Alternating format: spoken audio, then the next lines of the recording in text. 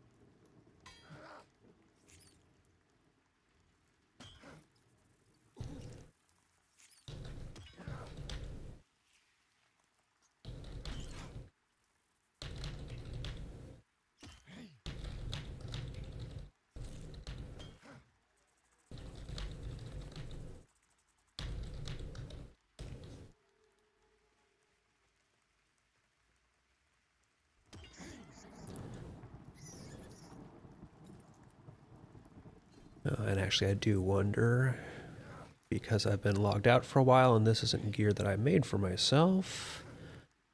Okay, good. All of it came back having its actual armor values.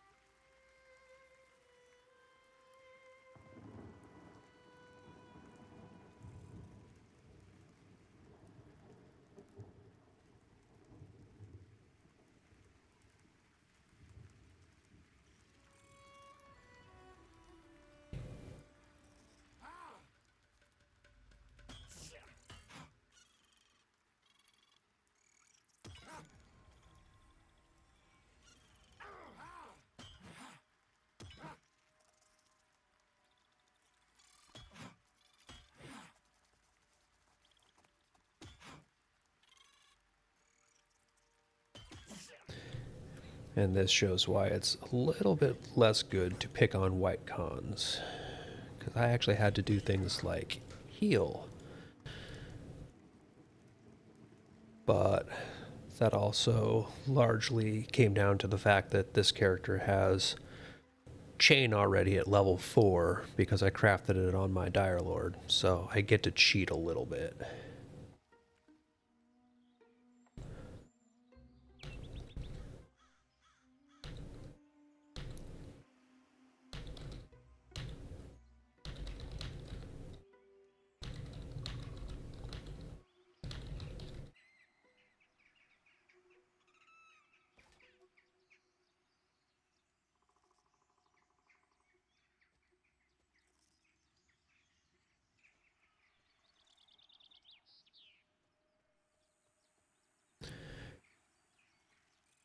And new quest, find a place that has a little bit more hemp because got somebody who can make 6-slot bags and this character badly needs inventory space.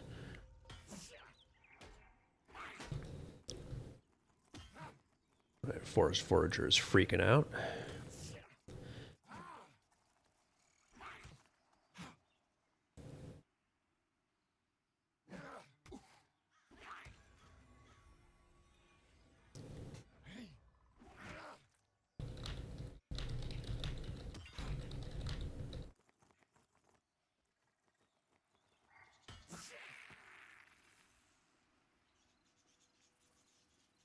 And unsurprisingly, still no pouch.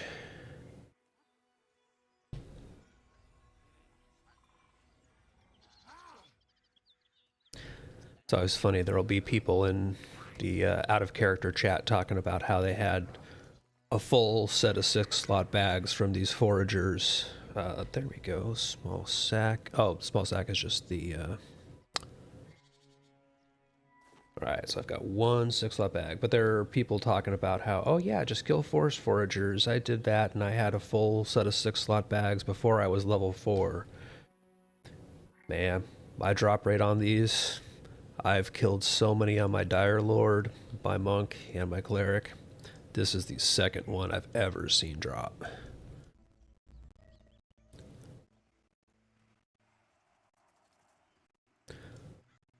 But with as premium as inventory space is early on, bags are just like absolute endgame. Okay, this guy walked just out of range.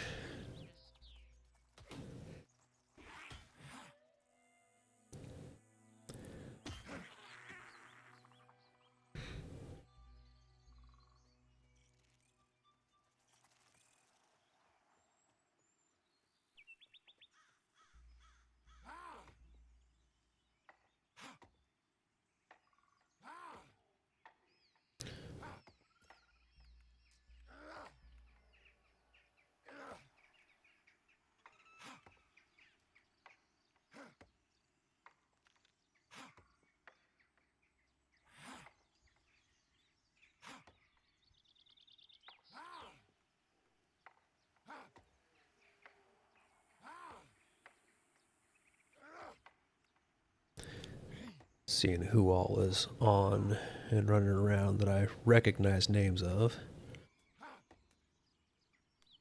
Lots of character requests. Lots of character names I don't recognize, which is actually kind of cool, to be honest. Because if everybody playing is all just the people you know constantly, it's not the greatest sign of a healthy population, right?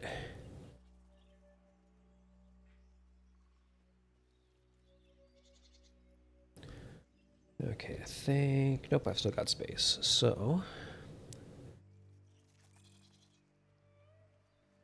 I can just keep killing for a while longer.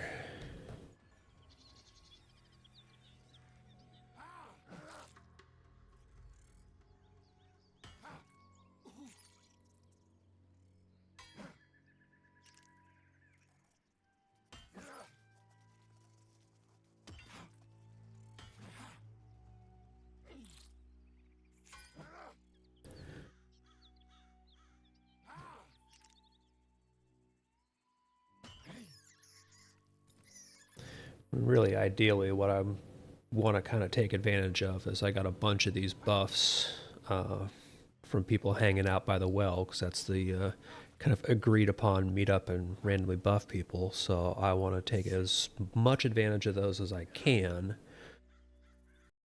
and grind out as many of these low level mobs while I'm buffed to the point where they're basically pushovers. With luck, that should also get me to my next level.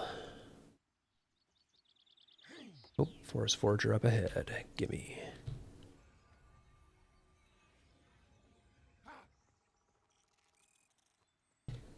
And apparently that rock just broke line of sight, because I can't look down from the rock.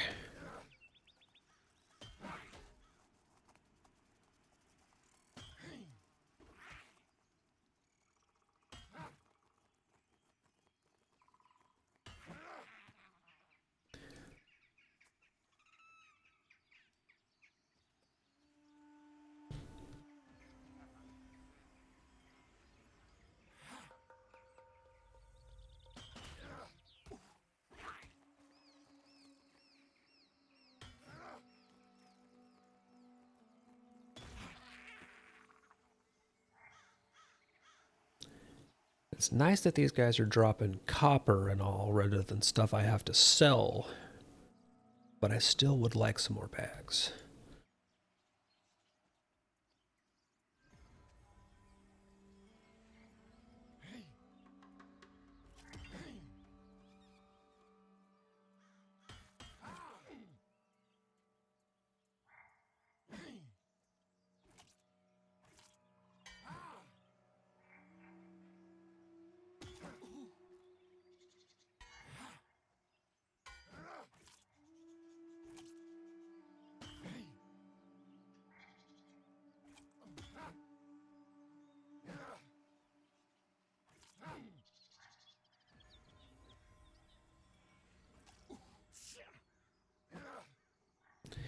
And I really do wonder about whoever set the con and the difficulty for these brown rats here, because these are blue con at this level, and they are nastier than generally any other just regular old blue con mobs. So I think they might be slightly overtuned with their ability to dodge and do damage, but they're still doable. It just takes most of your resources to get it, and if I didn't have the armor I have, that would have gone really poorly.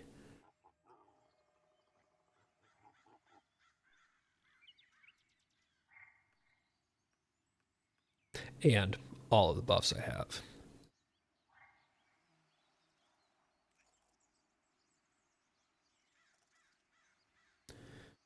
But that is one of those things where that is a kind of low level balance pass item.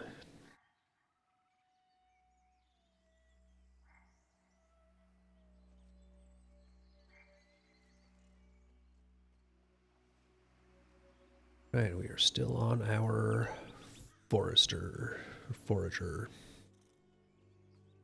hunt.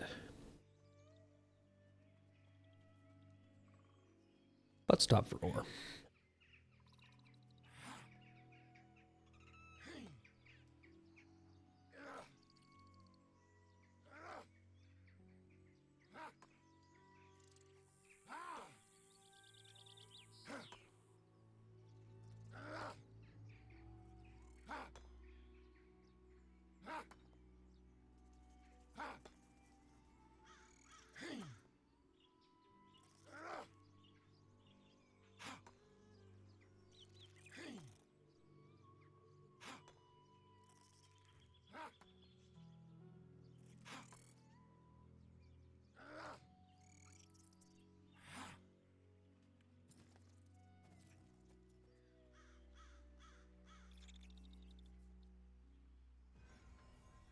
Now the small blue rats are light blue cons, so they are actually more easy pickings and count towards the kill 10 rats of any kind task that you get early on.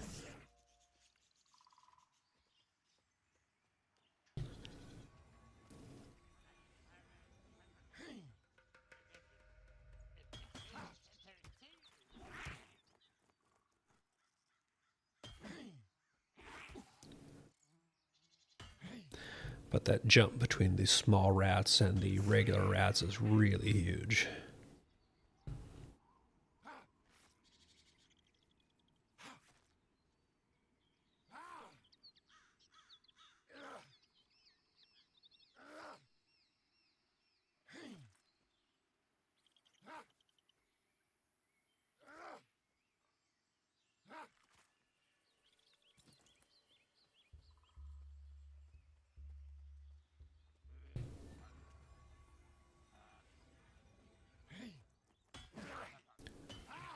Morning, Des. What's the haps?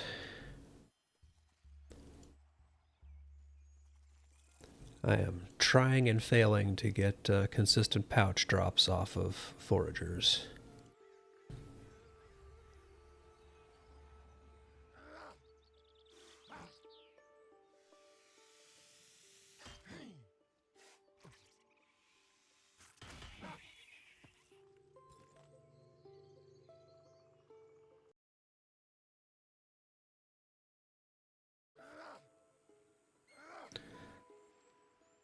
Yeah, I got sucked into blacksmithing and armor smithing on my Dire Lord, and I've done way too much of it.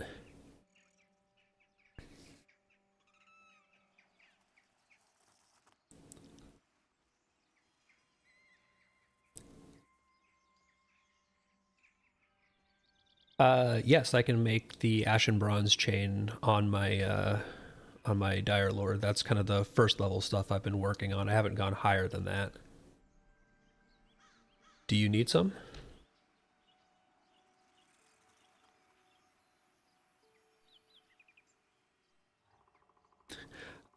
Well, if Red needs some, then he should hit me up and I can make him some chain.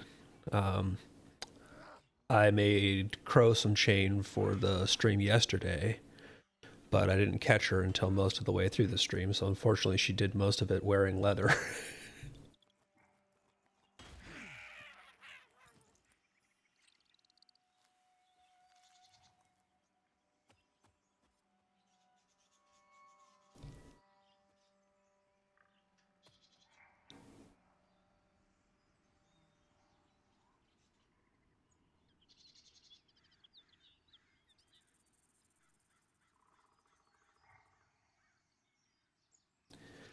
Yeah, I can make it, and I actually have a fair amount of raw materials. I could probably just make him a few pieces right now, to be honest. Is he on?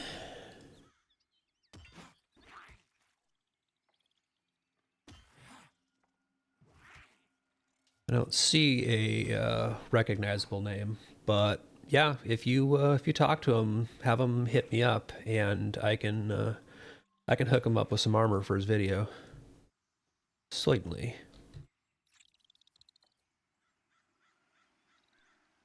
Because basically, I've got this cleric set up in chain pieces that I made, which is why I have basically a full chain outfit at level 4.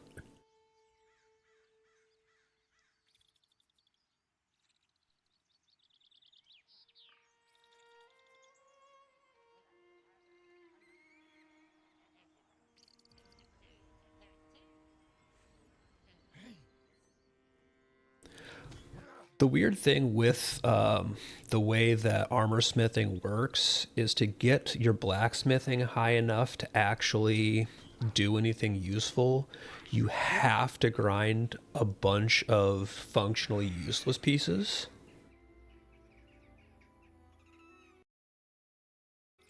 And so by the time you get to the point where you can actually make any armor with it, you have to make a bunch of armor.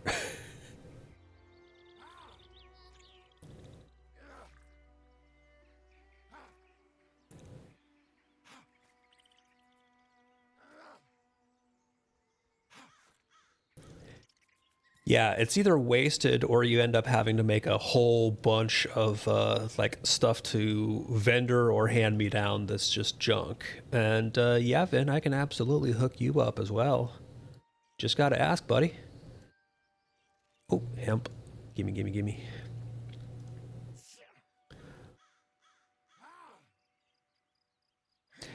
Yeah, motive. I did chain links. And what I actually also found was the kind of precursor pieces to the armor. You can craft those at the lower level. You just can't do the fasteners. So I made several sets of each because they, even though they take a little bit more material than the links, I found that they gave me points more consistently. So it helped me actually level up faster per material used than just grinding a bunch of links. But I ground out a ton of those links for that exact reason.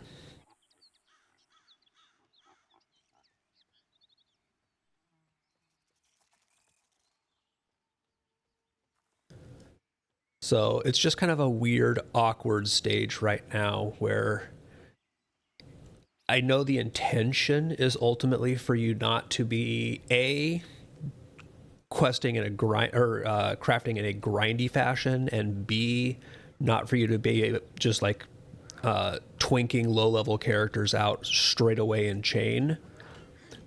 But neither one really actually works because you can just do your workarounds.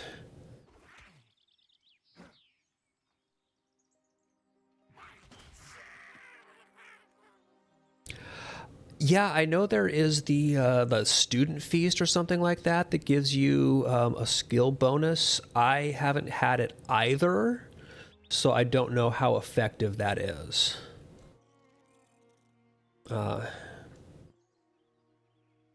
see. All right, almost time to go back in town.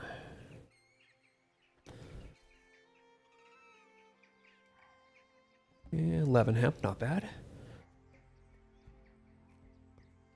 Oh, even on stuff that's pretty lower level? See, that would be really good because that would mean that you could do stuff like hammering out those the bronze links to get your blacksmithing up.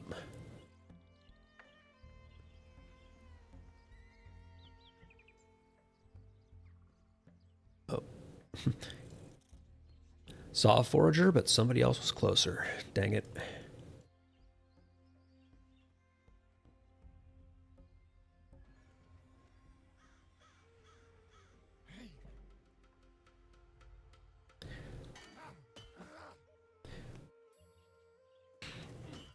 Yeah, that would definitely be nice, but I was doing it all without the student feast.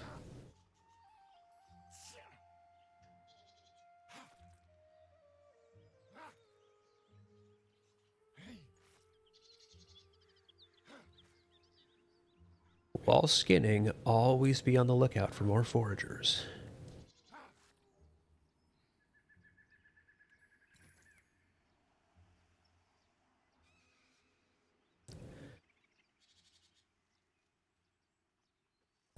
Yeah, it definitely does. But again, part of it is like this is goofing off in pre-alpha, so we know these characters aren't going to last.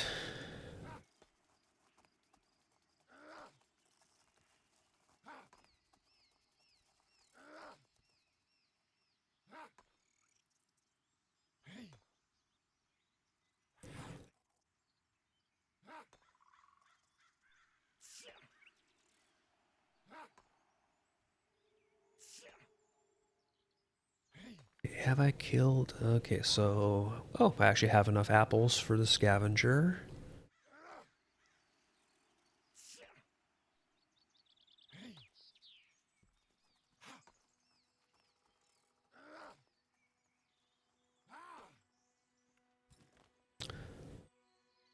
So I think I'm going to head back into town. Turn the apples in, toss up... Oh, hit a forager.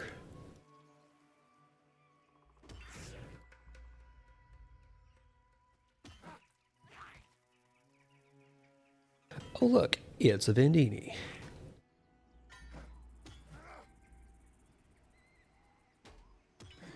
Vendini, comma, the Great.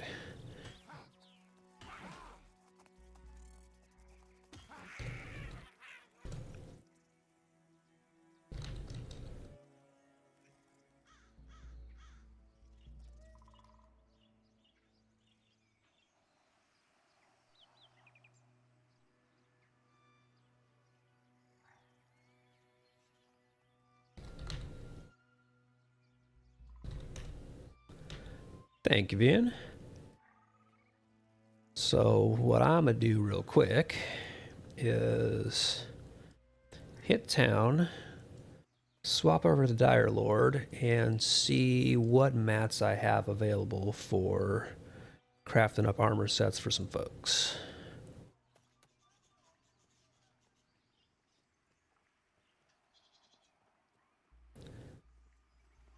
Now that there are 2 sets of requests in for chain.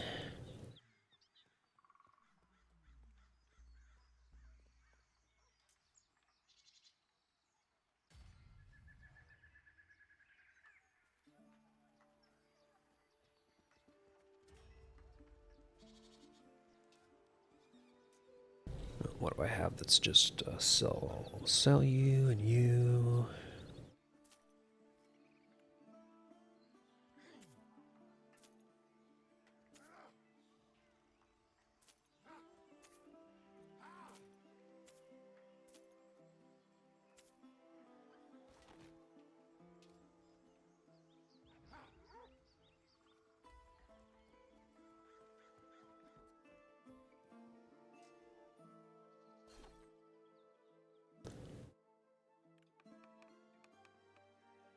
Alright, all of these can get banked for the moment until I can use them.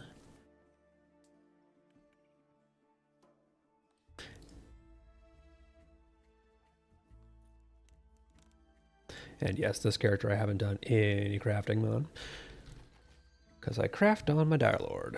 So, going to swap over to the Dire Lord real quick.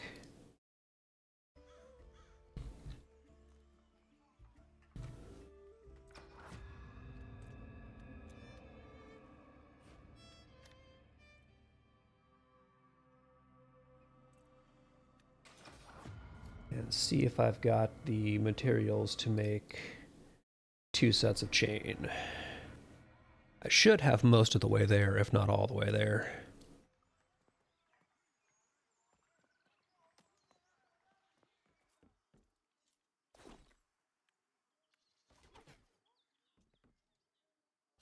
Oh, and unfortunately, the temporary great axe I got last night is gone.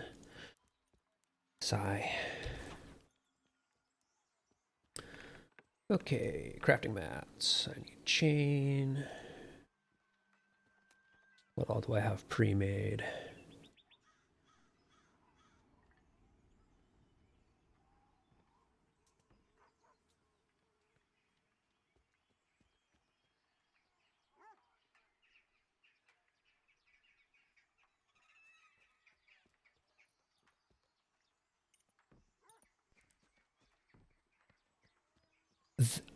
That really depends, Des. I haven't had it hit on the stuff that I made and traded to this character, or rather to the cleric, but I'm not sure. It's kind of a shot in the dark.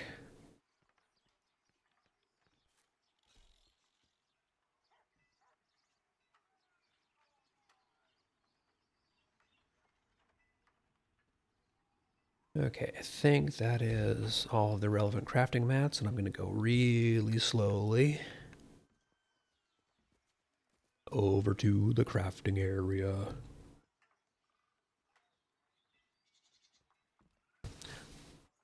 But yeah, I've gone through multiple logins with the gear that I handed over, transferred over to my cleric, and didn't have any issues. But it's kind of totally random. All right, smelt up some of this. Oh no, I got plenty of Ashirium. Don't even worry about that. If you can see how much I have in here.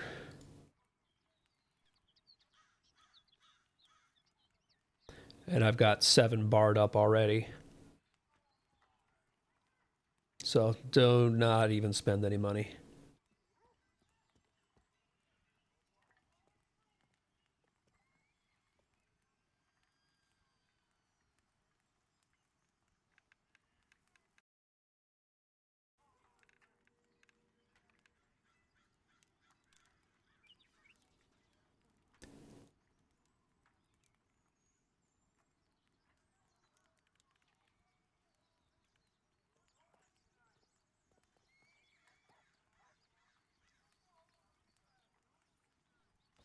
Sure, if you've got one.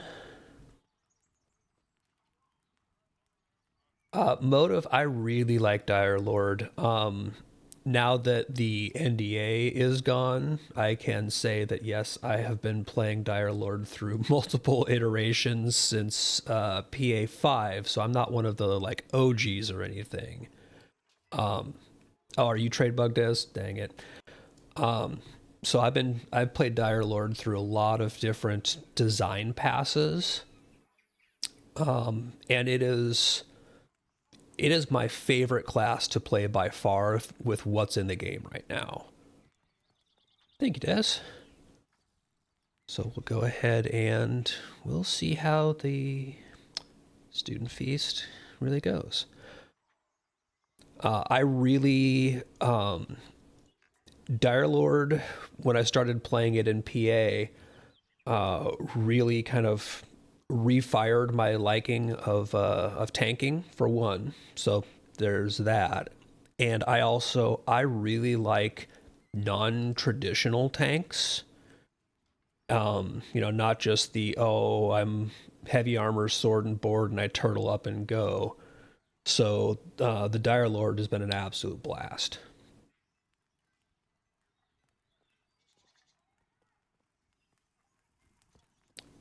Okay, so let me check and see what I'll need here.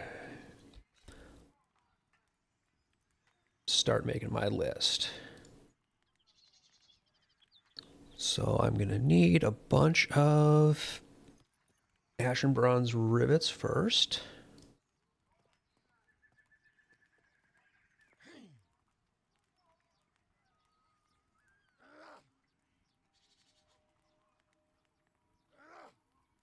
I really wish these stacked.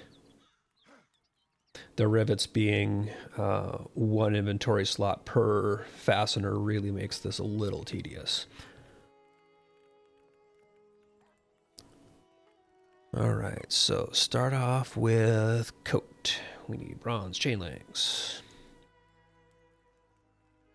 And for right now, I have not been making anything using dust or anything like that. I've just been making pretty standard stuff.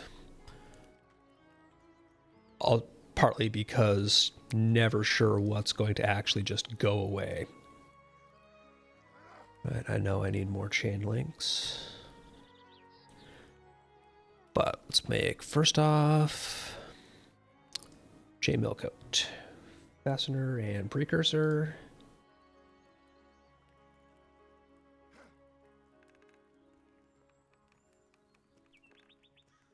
And next, leggings.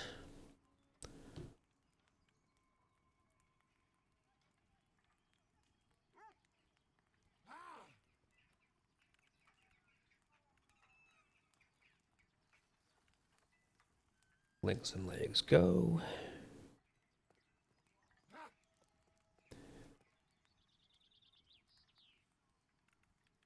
And helm. Let's see, it's the last of my chain links, so basically I'm gonna have to refurnish my my ore there because I've used most of it.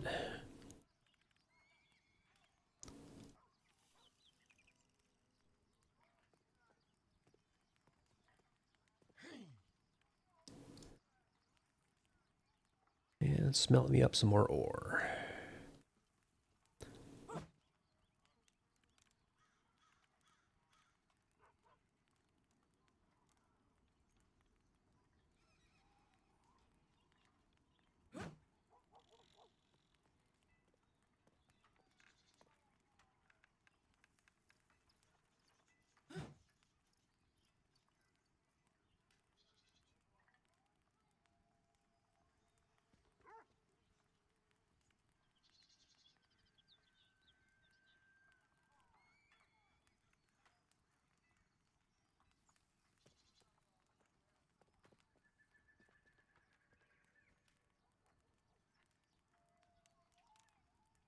It is kind of funny how, as you smelt and refine, it's really easy to end up somehow suddenly carrying more weight than you had when you started.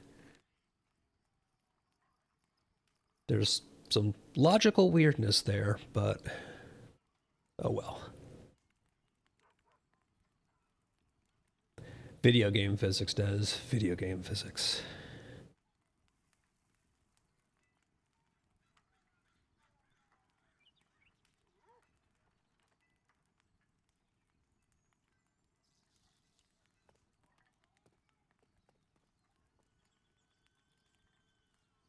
Get a ton of ash and bronze made up and go back to making armor sets.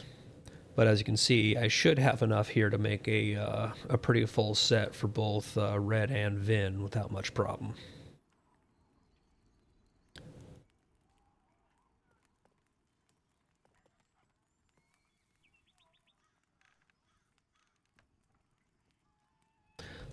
Also, the fact that because of the way the interface works, you have to have all of these things open.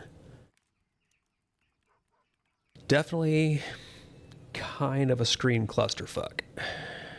All right, ash and bronze chain links, go.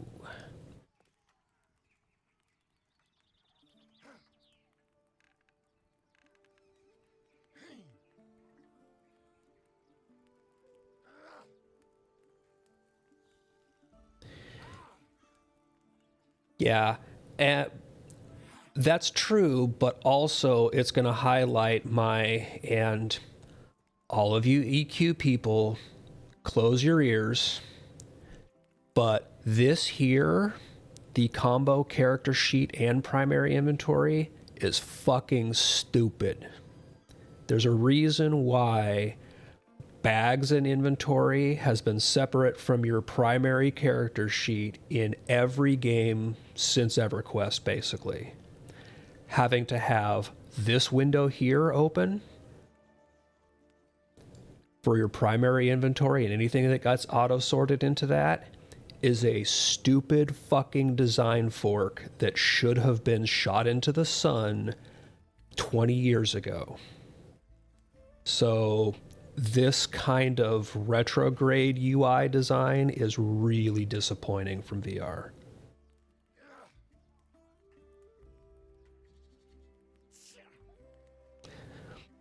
Because having to fill this much of your visible space just to open your inventory, because it's always going to be some of it there, is just poor design.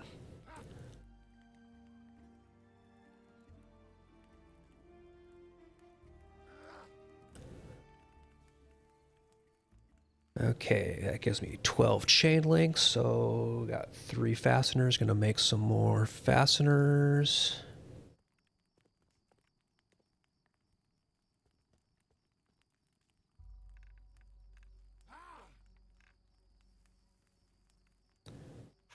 Because I need one of these per armor piece I'm gonna make.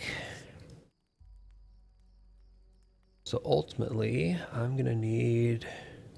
Okay, there is a bag of 6 for 1 full set. I need 1 more fastener.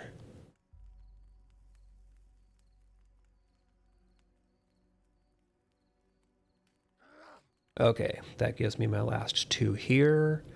So I've got shoulders. I need boots and gloves.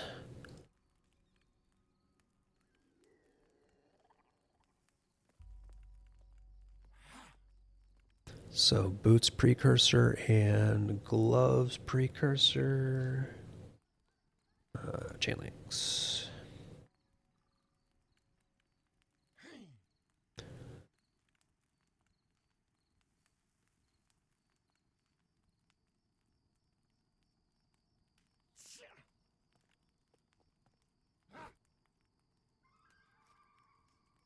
And gloves.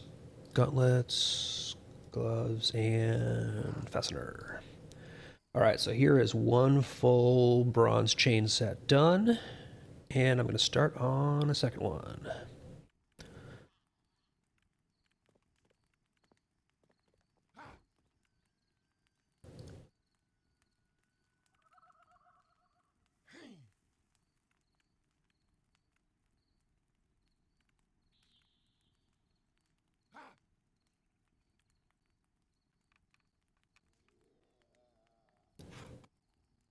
Yeah, it's definitely not every craft, but most of the crafts have been giving me a skill up, so that's been pretty solid.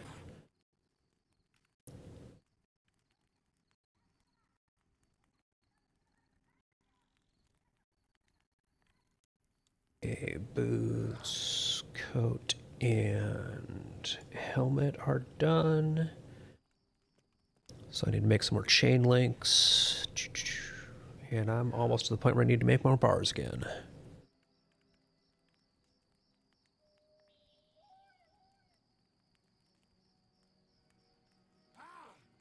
Yeah, it's definitely noticeable, so that's good.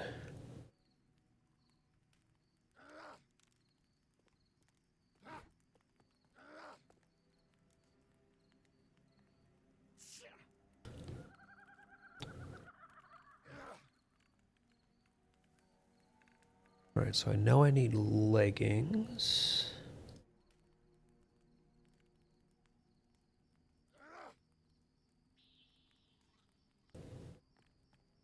And shoulders, 2 chain links, perfect, because that's what I have left.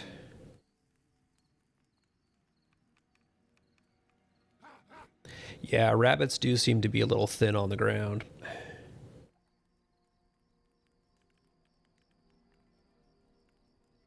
pauldrons.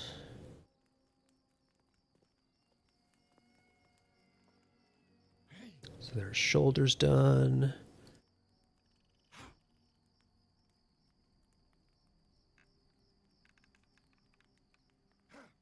Coat done.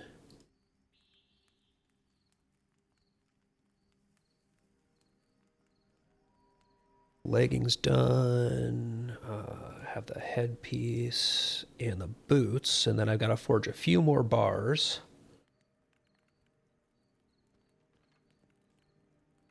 And then I'll be able to make the other couple of pieces.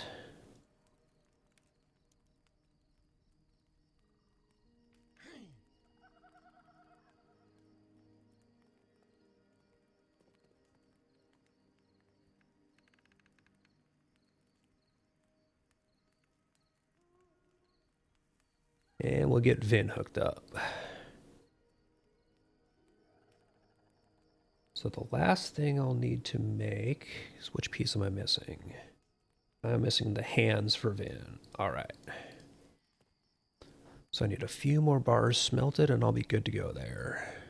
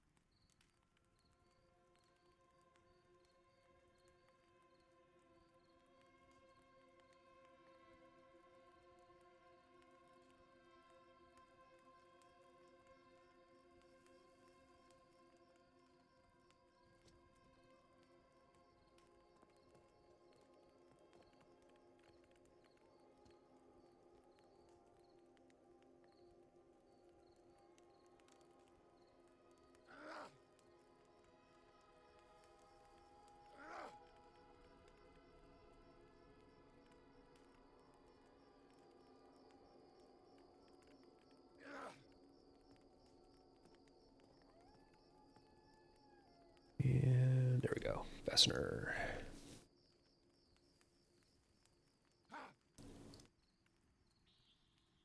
All right, make sure these are all the actual pieces and not the precursors.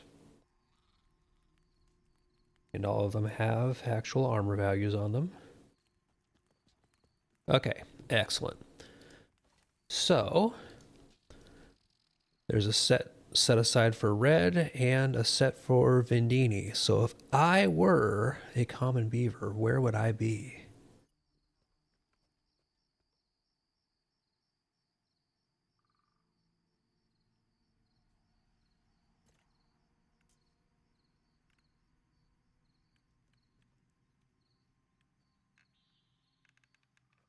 Oh, I don't see Vin on.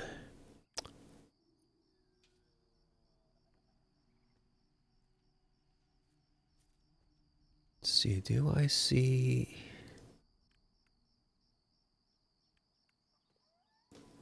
Common beavers offline. I still don't see a red. So I'll just have to basically keep an eye out for them.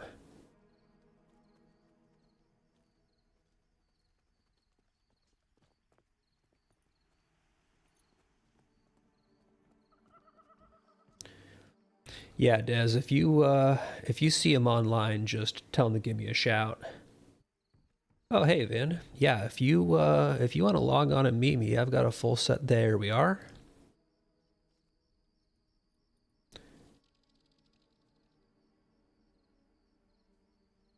Get it. So let's see the great Vendini and all his chain glory coming up.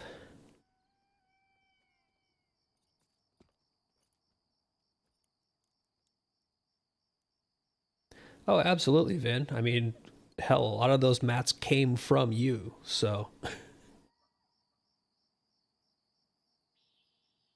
Vin absolutely helped me grind out a ton of those blacksmithing mats, so he absolutely deserves a set of armor from him. Awesome. You look properly scary now.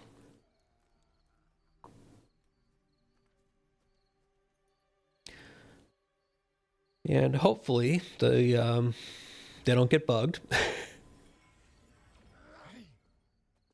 I've done a little bit of weaponsmithing, really just enough to uh, make the very basic Ashirium weapons.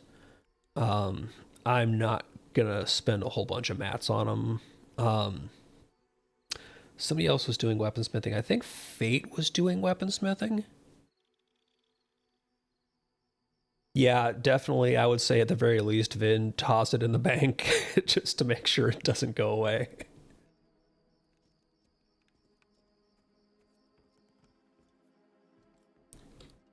Yeah, I've been doing outfitting just enough to basically make 4 slot bags to give me bank space, and weaponsmithing just enough to kind of help level my blacksmithing and make these swords. But the only thing I've really been focusing on is armor smithing because I wanted to be able to have, um, you know, chain armor that I could make myself and not have to rely on grinding out gold.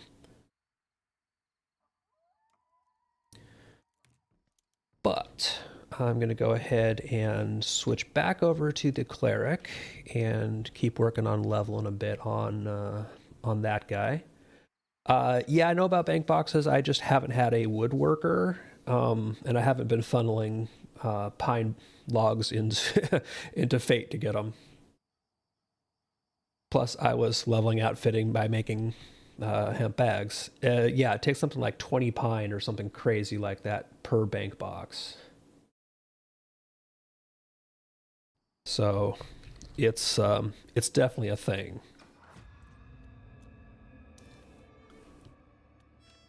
Just one of the reasons why at some point in time I'm going to be getting pine over to Fate to have a bunch of those made, but that'll wait a minute or three.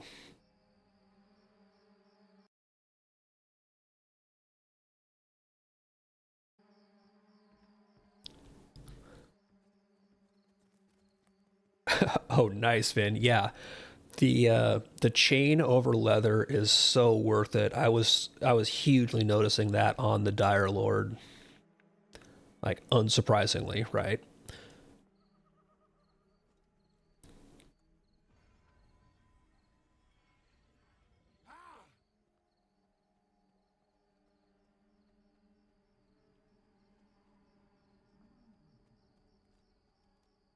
Okay, I don't think I had anything else finished. No. Did I finish the vermin quest on this guy already? I must have. Yeah.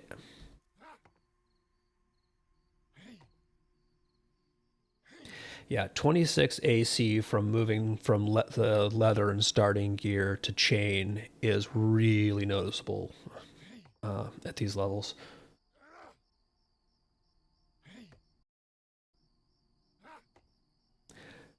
It's one of the reasons why when we were out kind of, duoing and just mowing through stuff, we were able to move so quickly is that those kind of starting level mobs really were just tinking away at me compared to what they really should have been doing.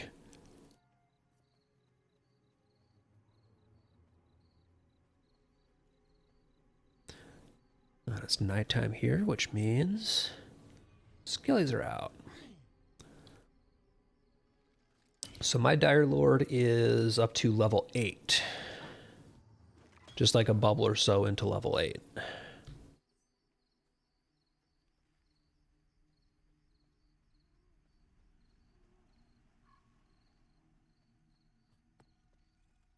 Yeah, so I'm able to have both of my Devours now. I've got Devour Dexterity and Constitution. But more exciting for me at level 8 is the Dire Lord gets the Sanguine Blade, which is now a weapon technique as opposed to being a skill. They moved it there when they started introducing the techniques.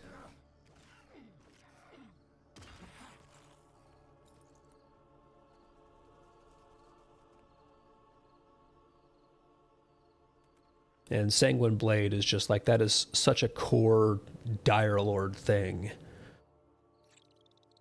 that it's, it's starting to feel like the kit is being flushed out at that point when you start getting your kind of iconic abilities.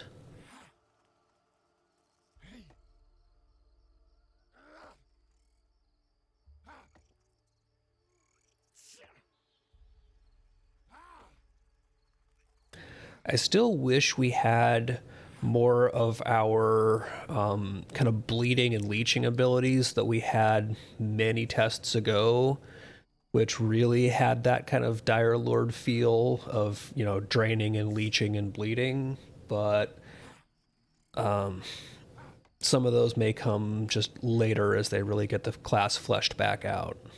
They got a lot of them got designed out during various people's decision making.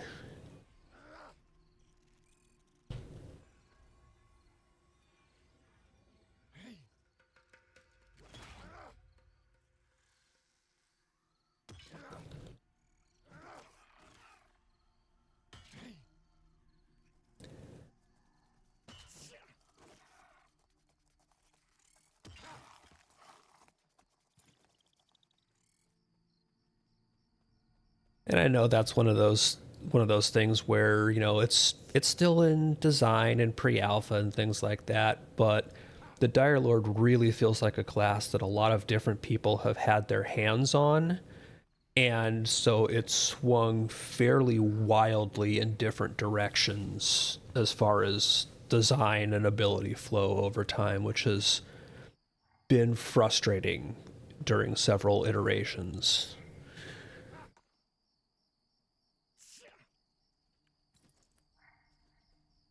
putting it mildly.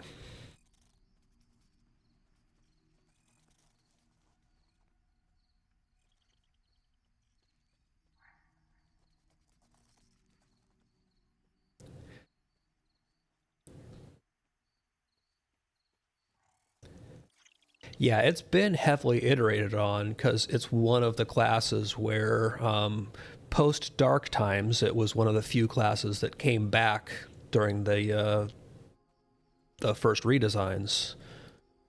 But it's also like it hasn't just been iterated on; it's been ground up changed in flow and like a lot of core mechanic features during those times. Like it has been transformed multiple times for you had something working, then you ruined it, then you fixed it, then you ruined it. And it's really felt like there have been too many cooks in the design kitchen on it during various iterations.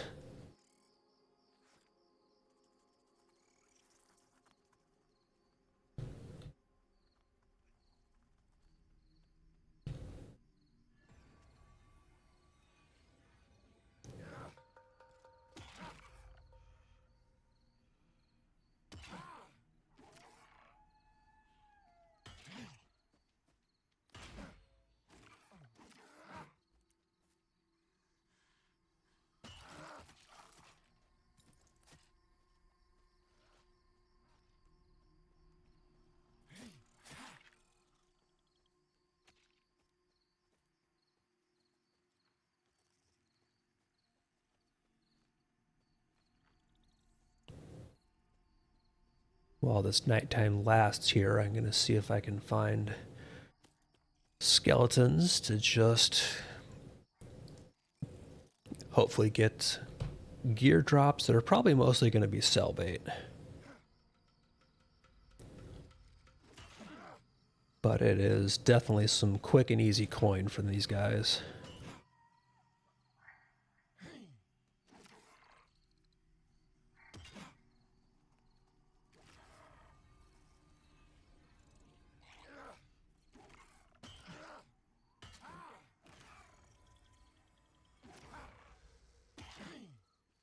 Hey, look, Finn, I can proc Aegis.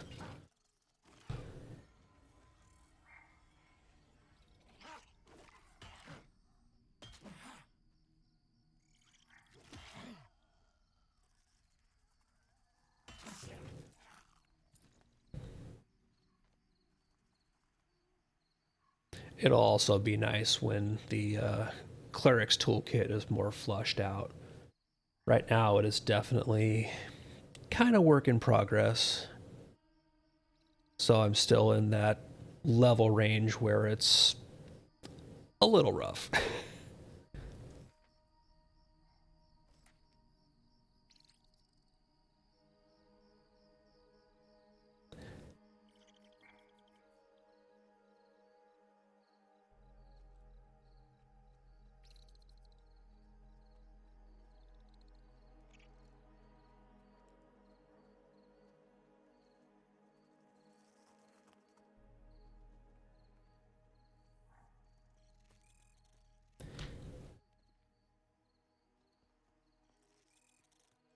Yeah, that makes a lot of sense. Being one where they just took away enough of the low level stuff that right now it's kind of barren here.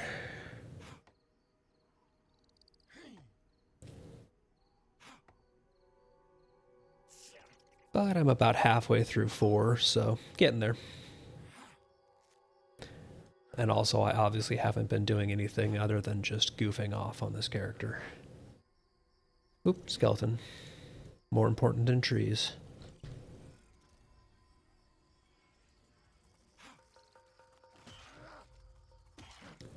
That 3-second cast on Censure is just rough when you're trying to get something actually to stay in range.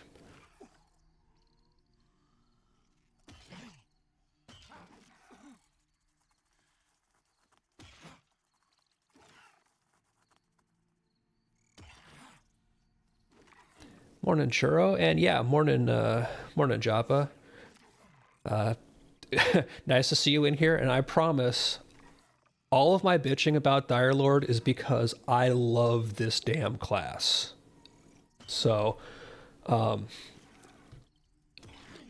sure probably you caught some of my griping, but this is absolutely my like loved class that I have played since PA5, and it is all it is griping out of love.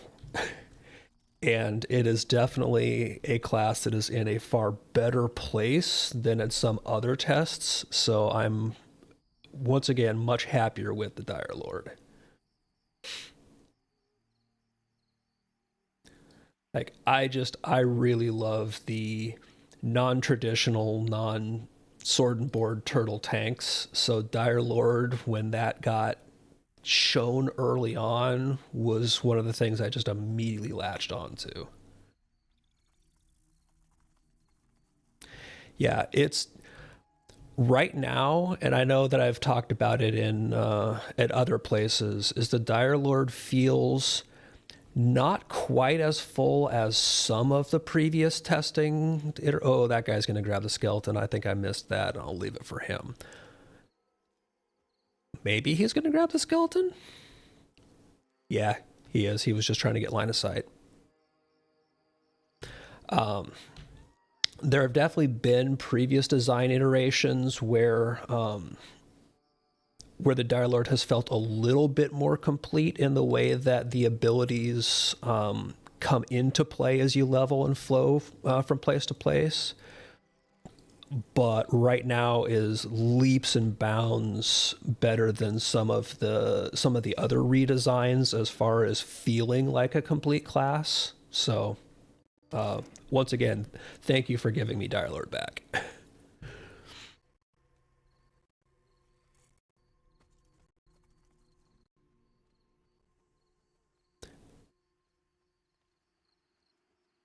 Whole bunch of corpses here.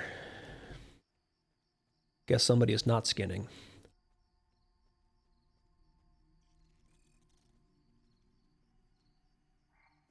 Yeah, one of the things with Dire Lord that I think a lot of people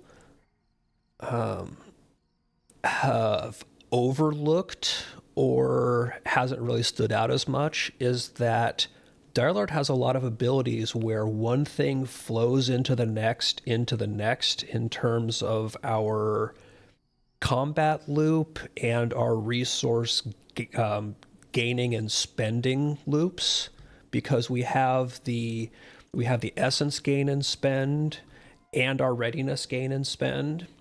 And so there's a lot of interaction between those various abilities and techniques. And right now it's in a much better place than some previous iterations of getting abilities to manage our resources and use them effectively. There were definitely some times where my skeleton, my skeleton, not your skeleton, my skeleton. There were definitely some times where you would end up in a place where you had, oh, don't rock claw, I've got no interrupt here, uh, where you had not a good way to flow from gaining essence to spending essence to then gaining readiness and spending readiness. Ooh, Grip a Shale. Here, have some awakened courage.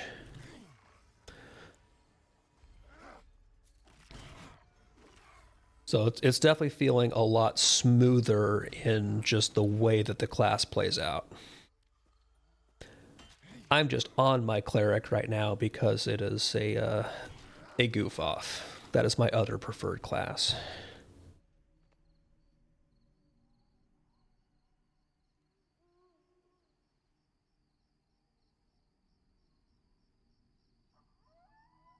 And also one definite note, because I've not been in game for a while before this week here. Um, really like having the mastery on provoking phantoms, because that absolutely makes holding multiple mobs as a dire lord, it's kind of a game changer there.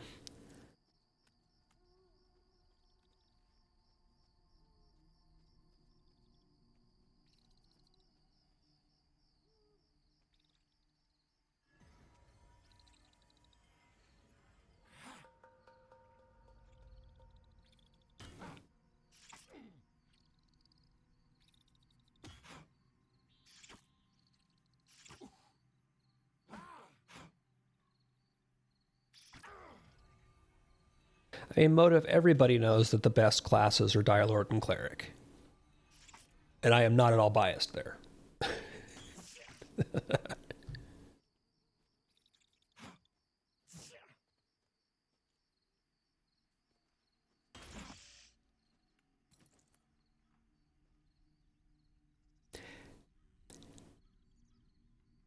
Oh, that is Joppa. That is really good to know. I loved that.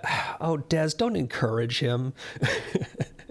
I love hearing that the shielding gameplay is still the direction for cleric, because I know it's kind of in a pulling back and refactoring state right now with how they work, but I think it's really cool to have a shield healer in game. Yeah, more predictable shielding for one, but as somebody who has spent a lot of time in Final Fantasy XIV, maining a scholar, like I really see the various celestial spells having a definite Adlo feel to them, and I love that. So I'm glad to see that that is still the design path.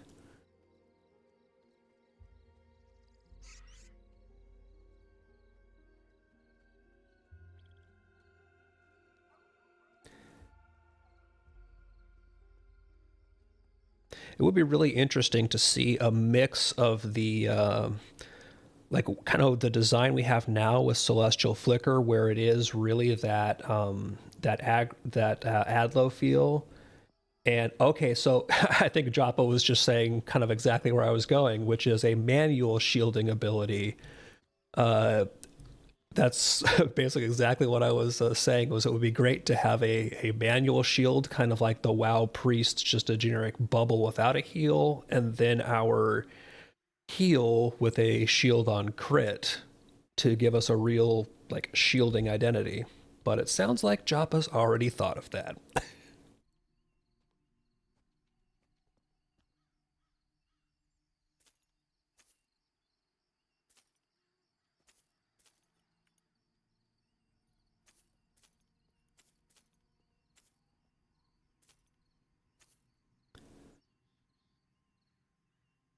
I have shoulder armor? Yes, I do. Of course I do.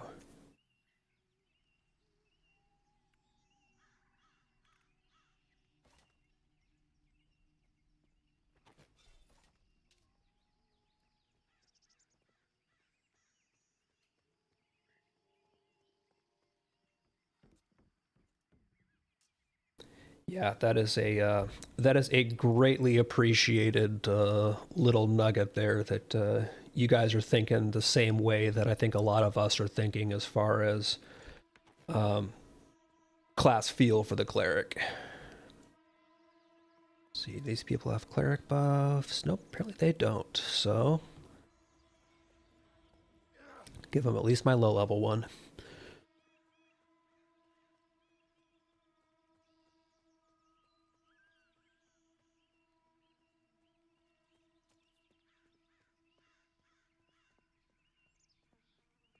And there should be a little bit of nighttime left. What time is it? Oh, yeah, dawn should be just coming up shortly. But I might be able to get a few more skeletons before the sun comes up.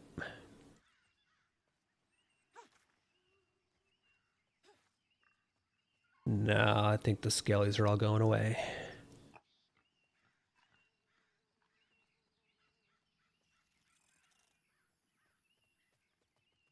Yeah, I see a forager out, so we're back to this cycle.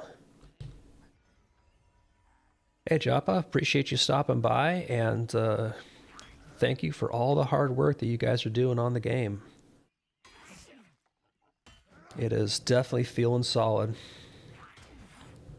I am a lot more engaged than I have been for the last year, so...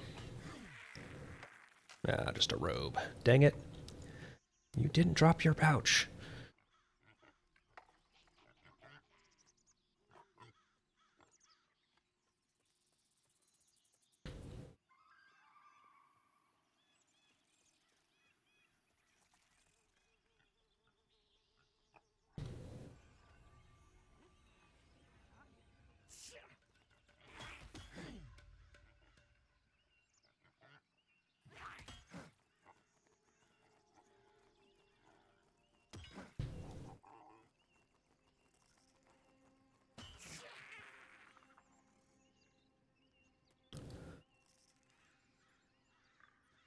Okay, so I'm having a whole bunch of not a lot of luck getting anything from those guys.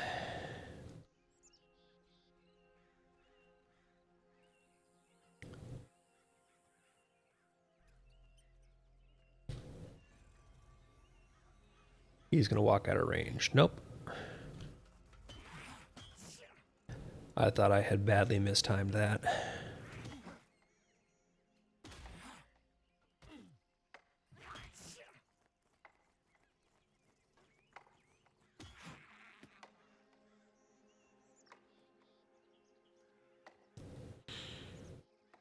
One copper, no loot.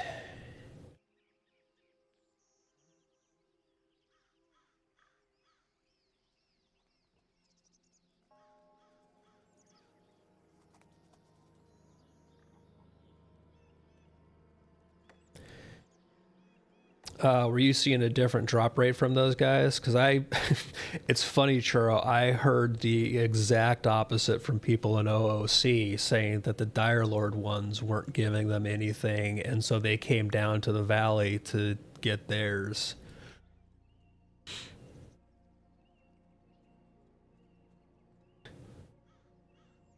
Like everybody just has their pre-programmed luck, and mine is bad.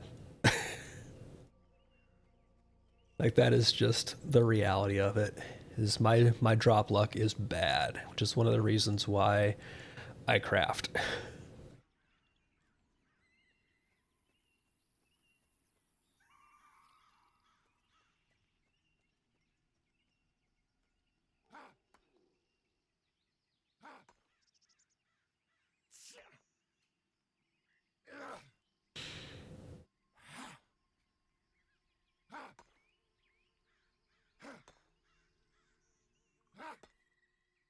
Yeah, the Dire Lord starting area definitely did empty out really quick. Like it used to be that when you started a Dire Lord, you would basically hang out there for the first 4 levels or so. But I don't see people doing that so much anymore. And I'm wondering if it's because they've moved so much into Avelia, as far as the tasks and things like that, as well as closed off some of what used to be the Lobi hunting grounds around the Dire Lord area.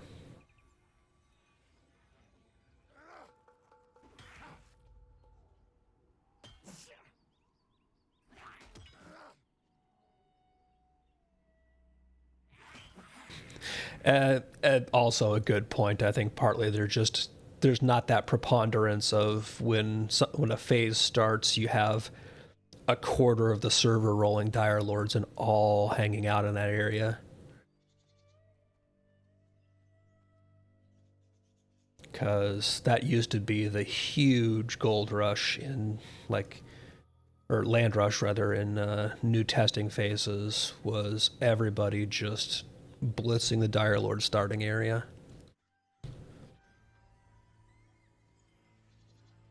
And part of that was because it was where your starting tasks were. It was your spawn point and the only place you would be buying scrolls and all that. And because it was so far from anything else, there was it sucked having to leave the area and then come back to it every time you needed a scroll because it is the longest run.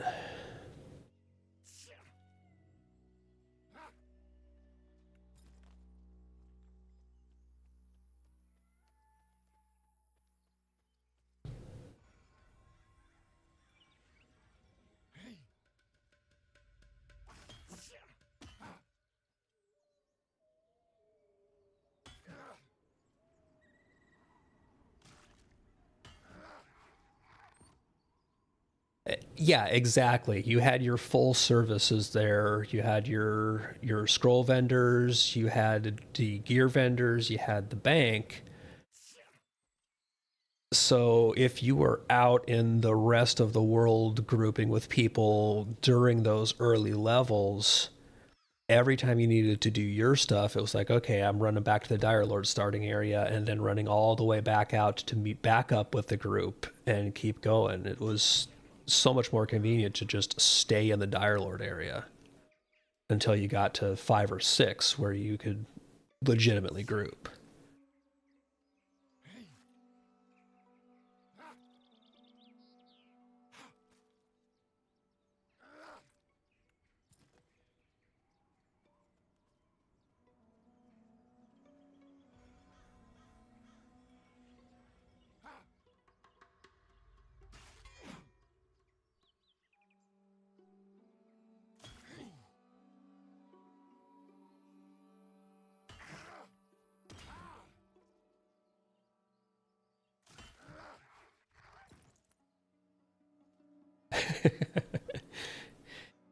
Yeah, I'm sure there's going to be a lot of us who, when the game is launched and, actually live and people coming in and seeing things for the first time, we're all going to have the, well, back in my day.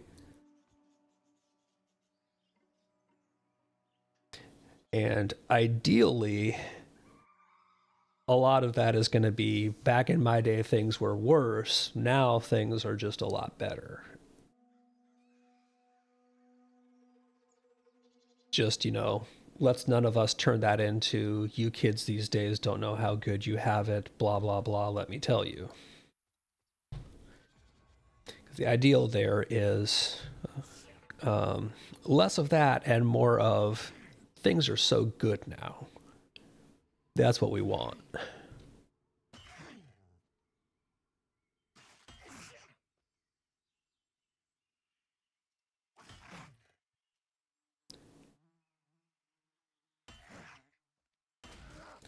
Let's see if I can get my curse resist neck off of Ragathus here.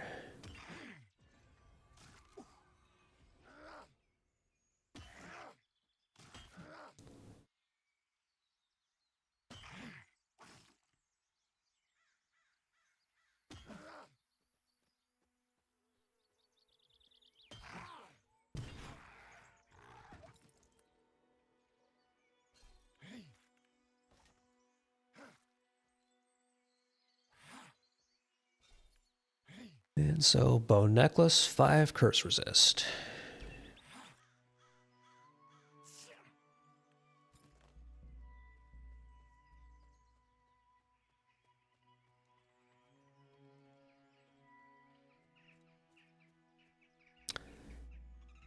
Such a nice view.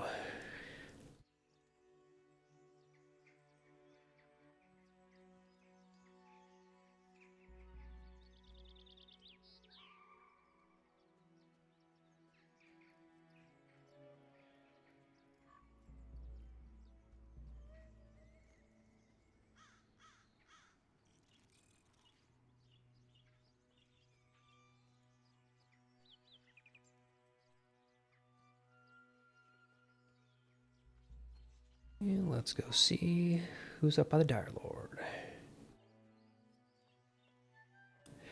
Yeah, if you're coming down the valley here, so out of the Dire Lord starting area towards Avelia, right when you come out of the valley, hang a left and keep going along the cliffs, and he's right there past his wolf cubs.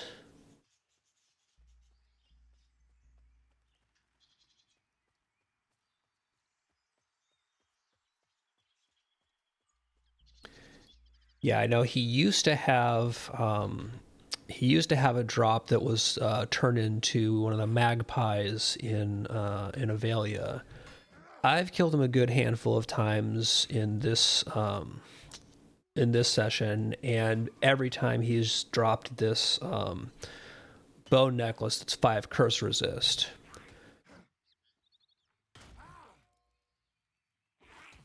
Which, for if you tangle with skellies that do the curse bolts, doesn't hurt to have a little bit less incoming damage from that. And there we go. There is the second ever 6-slot bag drop I've got through a million of them. Oh, I know, Des. I know that you've gotten it. I just have never gotten it myself. So it's, pure luck. And, well, me and luck.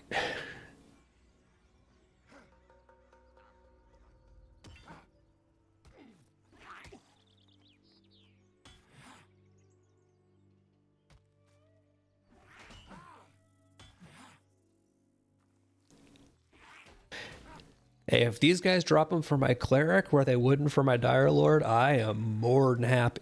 All right, this is starting to get silly. Because on my dire lord, I murdered this place up and down, as well as the ones in the other area, and never got a bag drop. Like, ask Dez. When we were duoing, I was having him loot any we killed because my luck on them was so bad.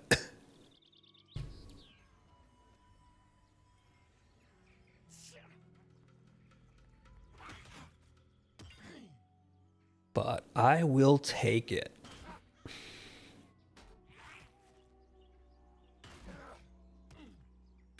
If this guy drops one, I'm just gonna laugh. Okay, that was just copper, but still.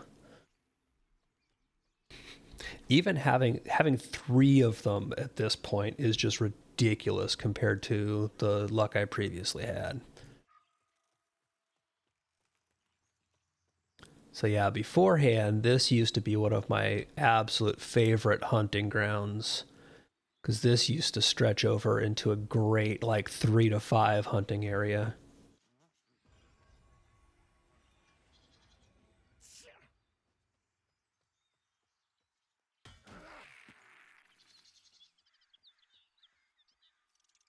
Ooh, daytime skelly.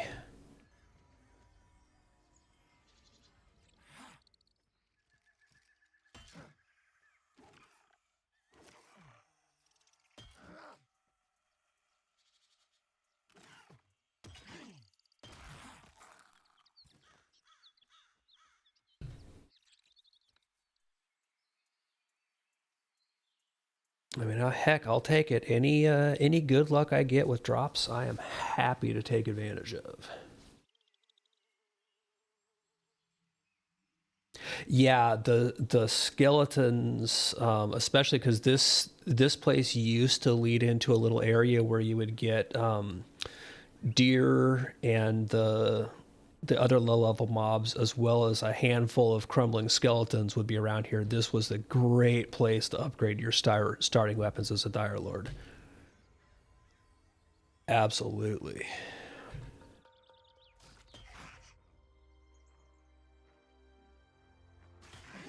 You would just hope that you would get something you could use to get an offhand weapon as soon as possible.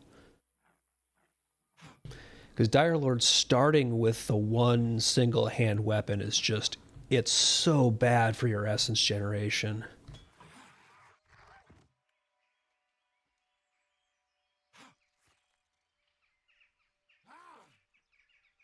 Oop, I'm going to go ahead and hop down there to the spiders because I see Casper Light down there.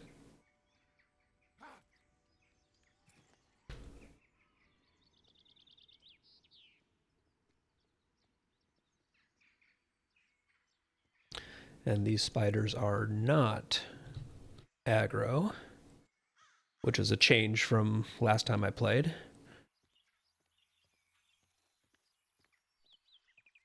So I can safely just wander through here and mine.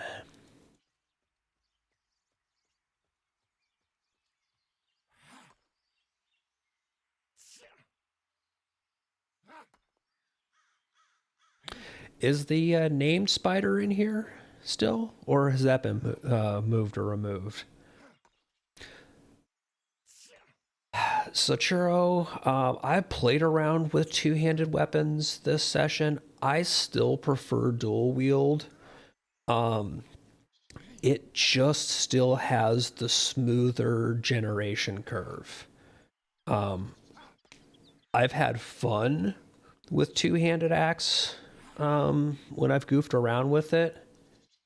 Yeah, that's exactly it. Is you get those big numbers and they're so good, but the problem is they're so spread out compared to the constant mid-ground numbers that you can get with dual wield.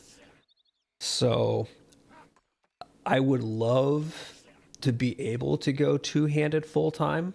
That would be absolutely my preference. I find dual wielding to simply be more effective consistently.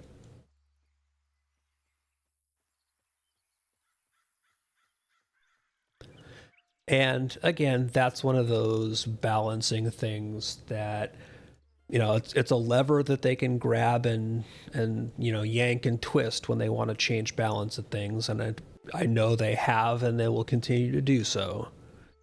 But right now, while two-handed weapons are fun, dual wielding is just simply more reliable and effective. And when you're tanking, I'm gonna go with that. If I was in a scenario where the Dire Lord really still had an effective DPS flex, which I've noticed they kind of do not right now. What are you? I think I can probably take you. We'll see. This might be a death. Who knows?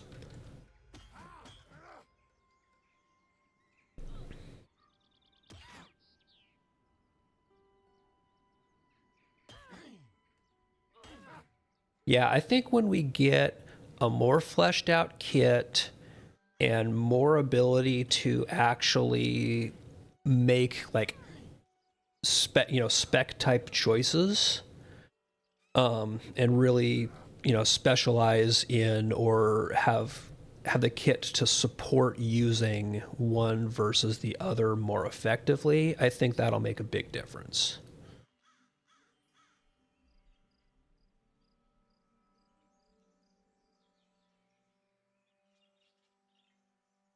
And that's also one of those things where when you get right down to it, we're looking at early implementations of low level gameplay. So it does not surprise me that there's not. I think this guy will pull. Yeah, he doesn't look like a caster. It doesn't surprise me that there's not the full support for everything you would want to do in different fashions.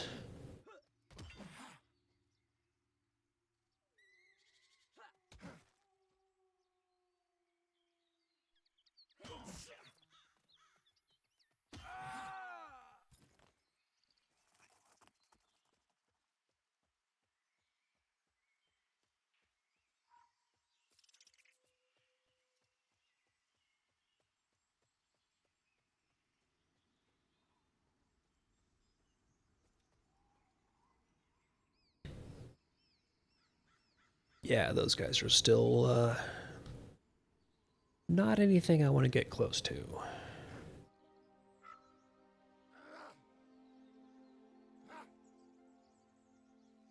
Don't think I've ever actually harvested a gloomberry bush to see what comes off of these. I'm assuming gloomberries.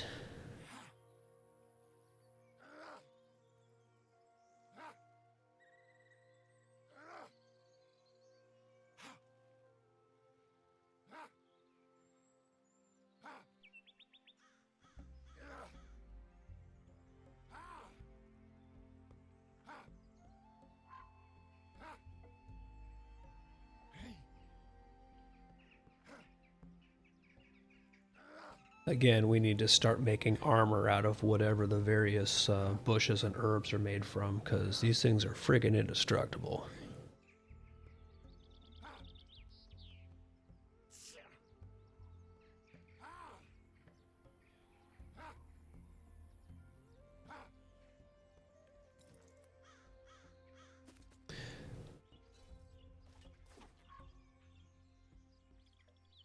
A handful of ripe gloomberries. These are generally not safe to eat. As if the name didn't give it away. Right, I'm going to leave the cultists to do their own thing for a while here, because they're still not anything I want to mess with regularly.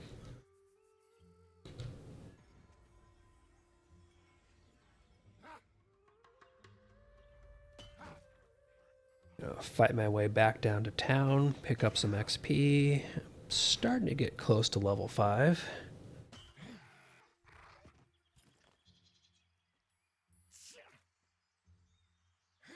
At that point, I'll probably see if there are other people hanging around doing stuff. If anyone wants a pocket healer.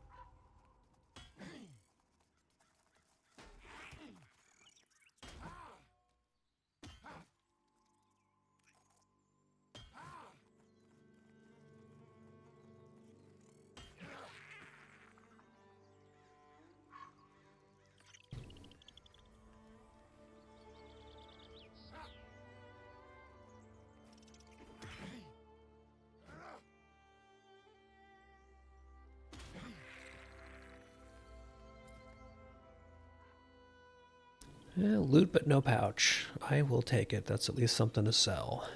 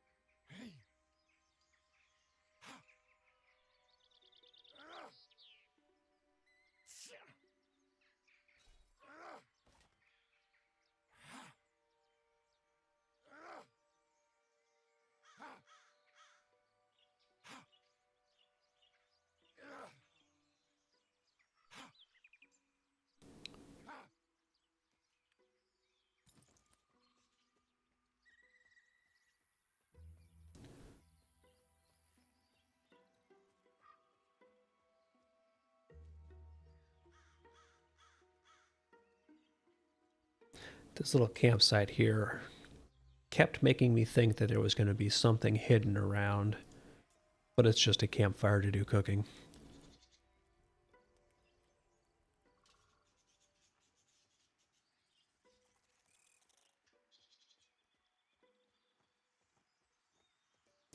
Oh, did somebody not finish off their forager?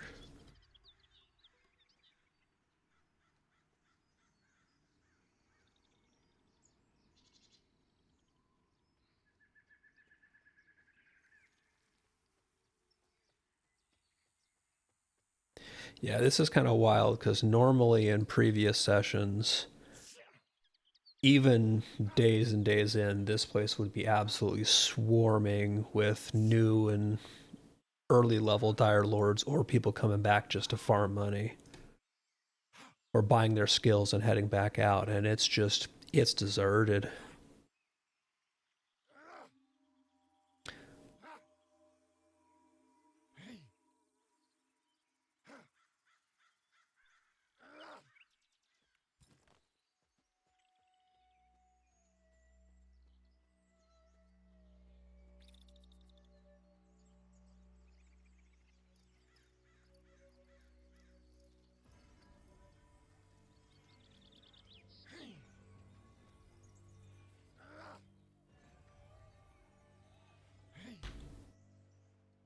Have a buff and heals.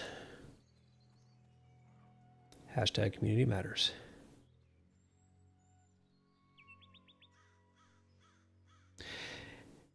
Well, also, Des, not just that, but the fact that in this iteration, it's worth spreading out from this area before, you know, the mid levels.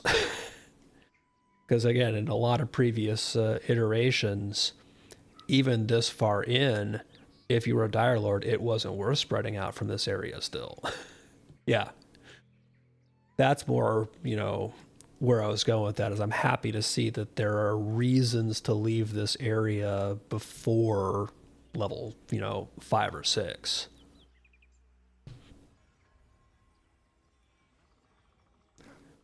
The Dire Lord starting area now is really more of a place that you go back to buy your spell scrolls and then make your way back out of into the rest of the world.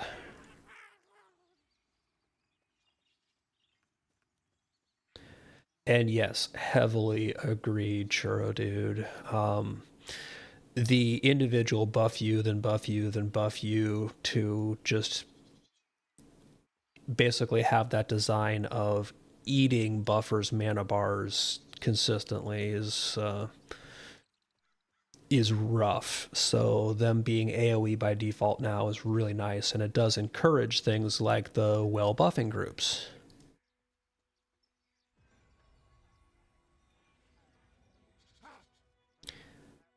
Come here, forager.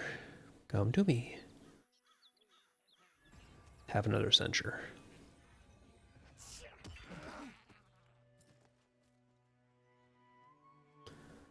Well, at the very least, I'll have a good handful of stuff to sell when I get back to town.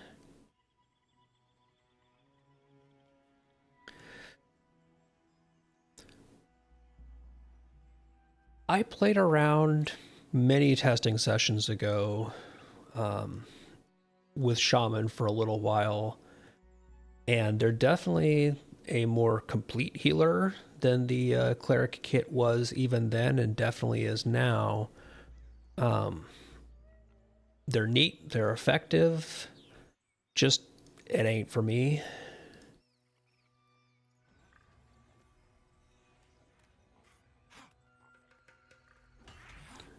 Love having them in my groups though, because those hots and buffs are really nice.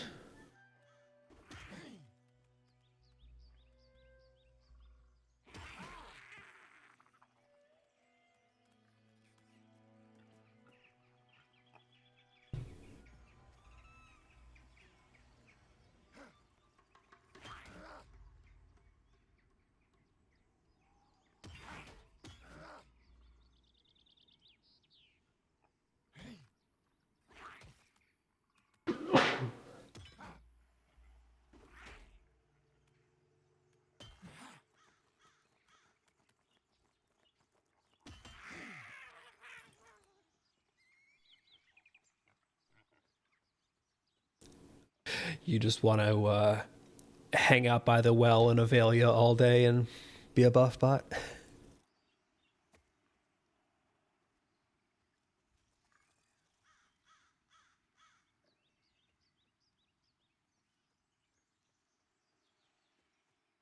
All right, one more forager that I'm going to go into town and sell and see what we come out with.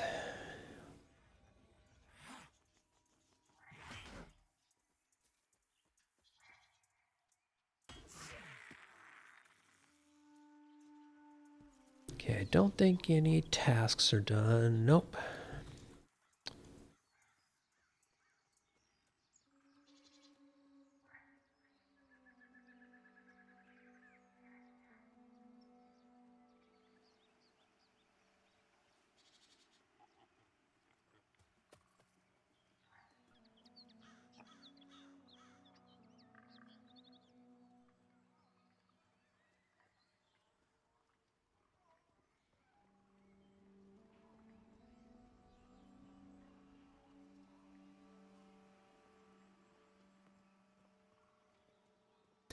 Oh yeah, I knew SWG players who basically their time was spent either on Doctor or on Dancer, just like hanging out in a social spot, doing their thing and getting tips. Like they would be complete non-combat builds.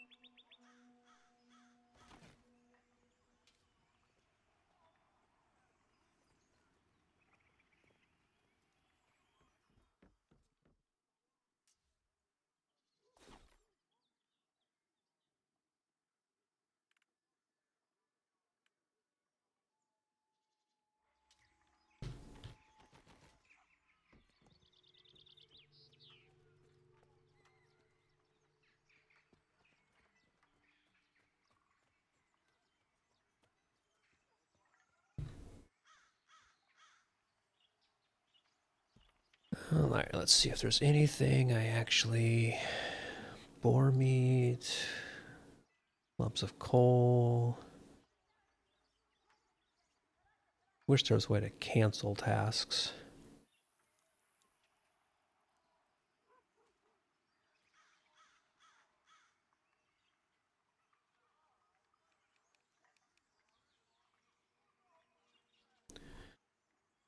Okay, so nothing I really have on my plate right now.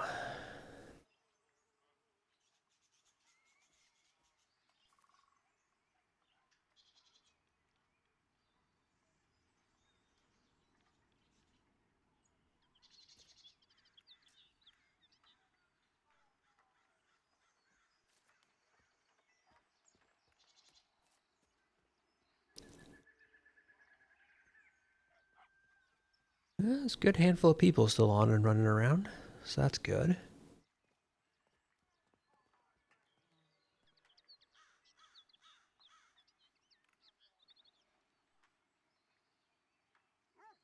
Everybody who's LFG right now is definitely higher than I am. Oh, red diamond by the quest name. So heavy lift. Oh, the one up here? Ah, nice. I had not pixel hunted to that. Thank you, Steve. So that should let me pick it back up and go run and do that real quick. Or at least search for that NPC.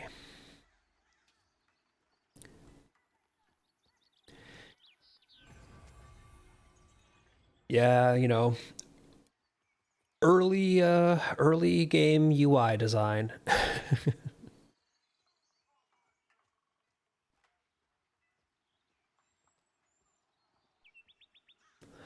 Oh yeah, this one here or the follow up to Night Warden.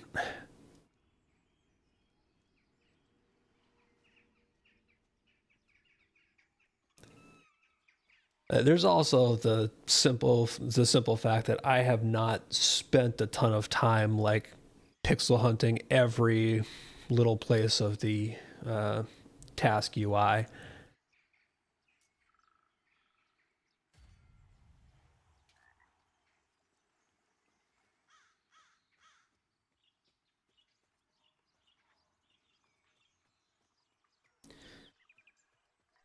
So I'm gonna pop up to the cleric area real quick. I've got a little bit of silver. Oh yeah, I've got that one sitting in my failed, so I should probably just abandon that one as well.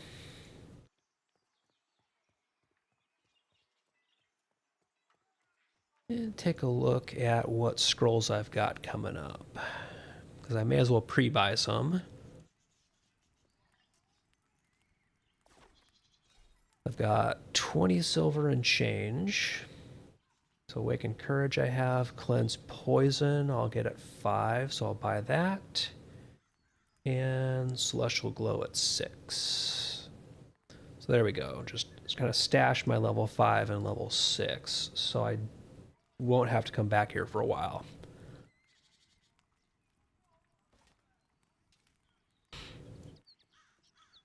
And I still have 7 silver. Excellent.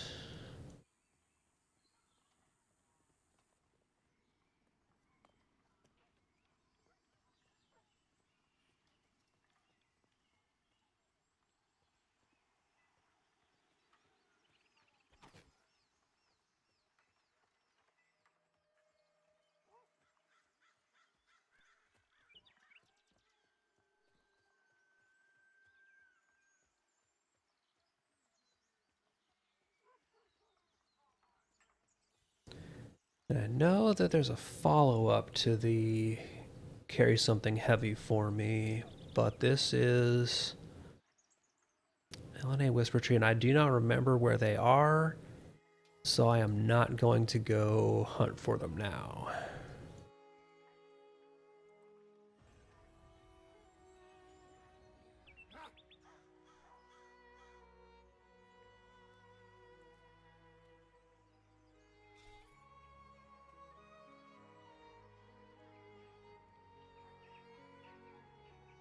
So I don't see a fortification skill, which means... Oh, thank you, Sylvain. Much appreciated.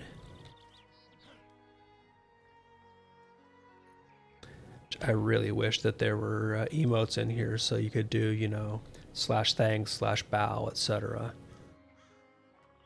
Okay, so...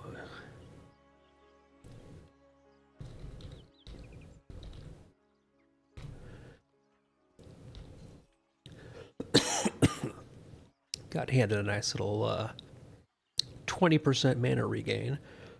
I know that the intention is that at some point in time there will be a hotbar where we can put our consumables. Right now they kind of have to be used out of your inventory.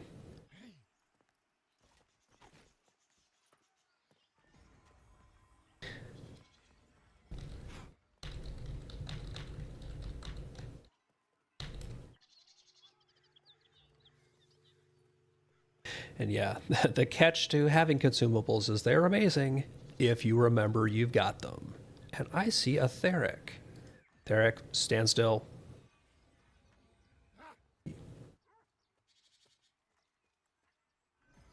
Theric, you come back here and take your buff. Good boy.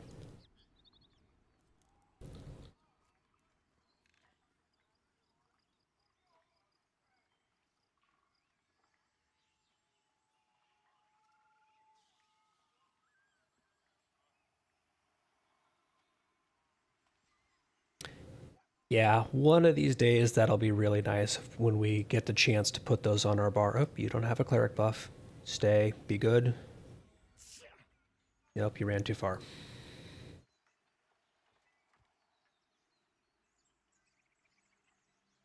It's like people don't want buffs.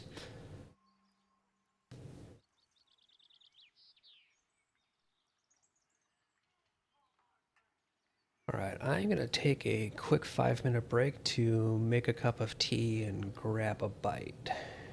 So, nobody break things while I'm gone. Come here, Grumph. Have buffs.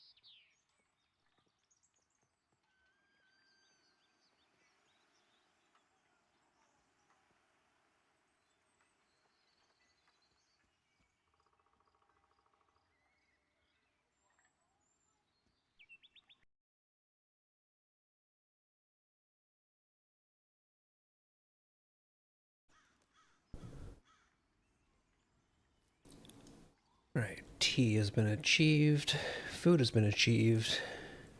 Now to see if anybody's actually looking to do something and needs a pocket healer. So I have a mostly empty inventory and an XP bar to fill up.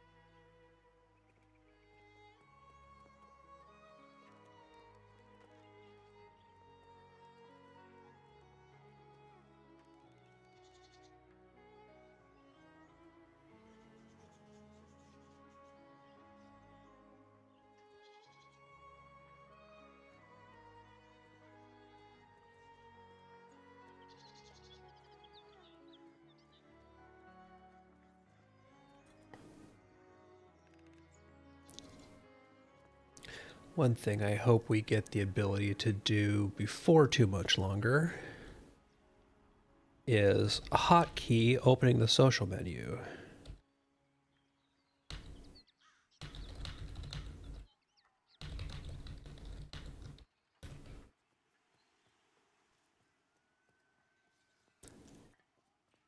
And I know that's one of those kind of down the road UI pass type items, but it'll be nice not to have to go to the clicky bar up top and then open social. But right now there's not a bindable hotkey for it.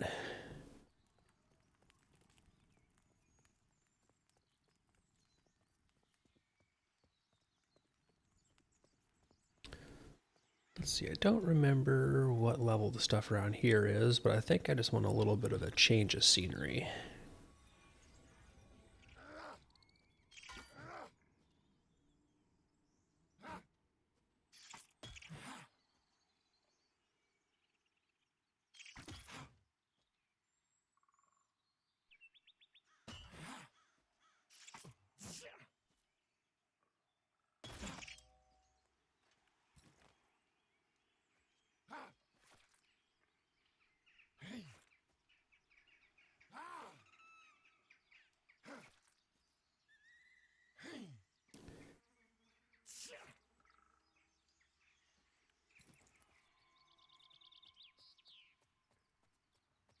Definitely not going to go tangle with skellies at this level by myself.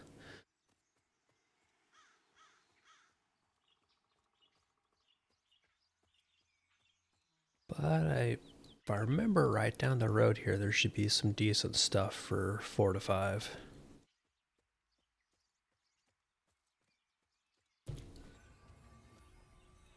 And that is, at the very least, something that is a change from being...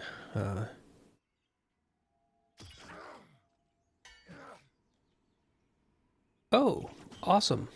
Thank you, Kantu. That is nice to know that that's what that NPC I was looking for is. Much appreciated.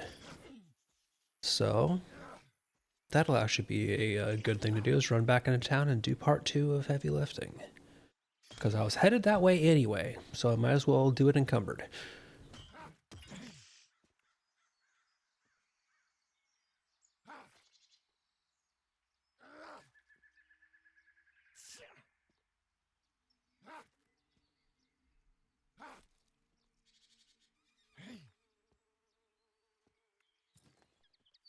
As, again, further proof that the Pantheon community, by and large, is fucking awesome.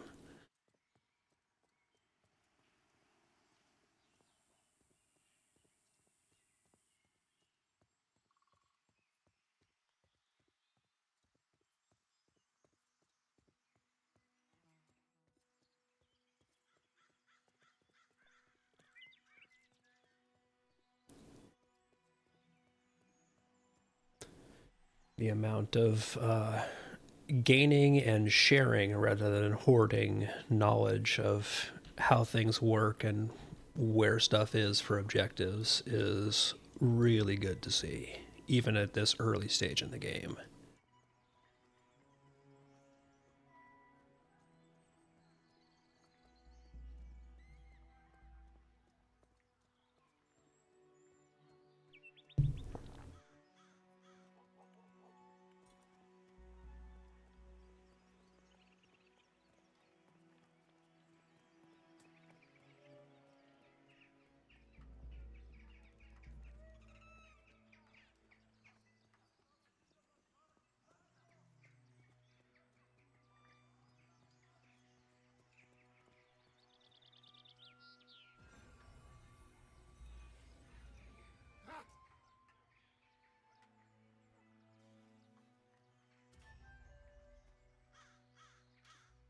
Right, make my moderately encumbered run. Unfortunately, nobody at the well was doing Windstrider or double Windstrider, so it'll be a slightly slower run.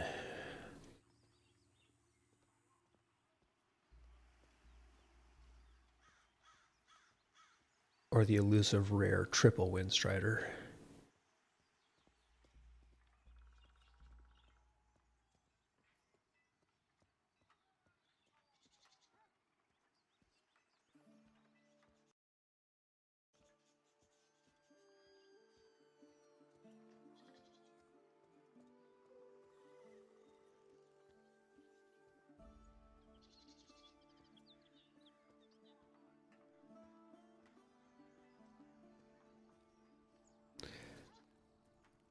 And it's starting to get to just about sundown.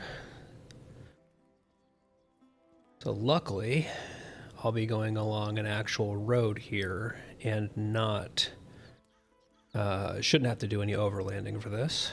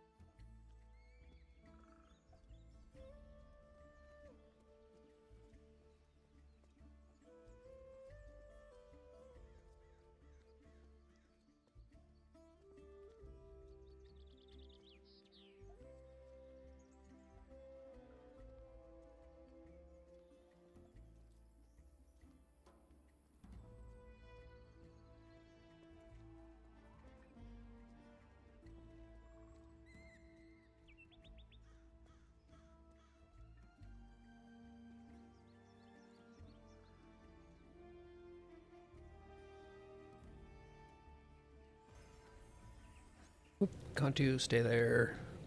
Rub off you.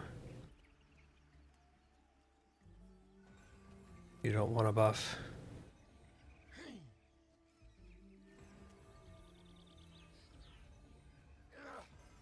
There you go. Much better.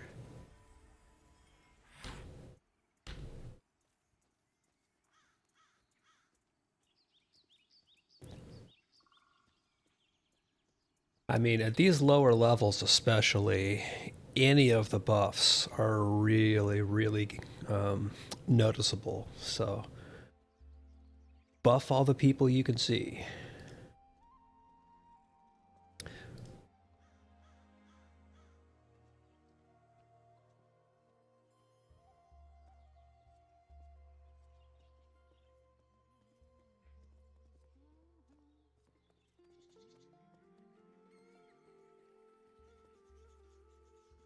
Now, wild vegetables always has the chance to be potatoes, I believe. So let's see if I get lucky.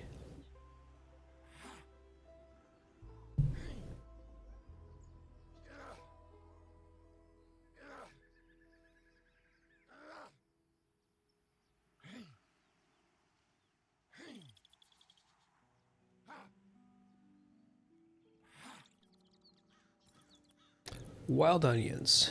Still, I know those are useful for people who do cooking, so I'm gonna stash those. And hopefully not forget and sell them.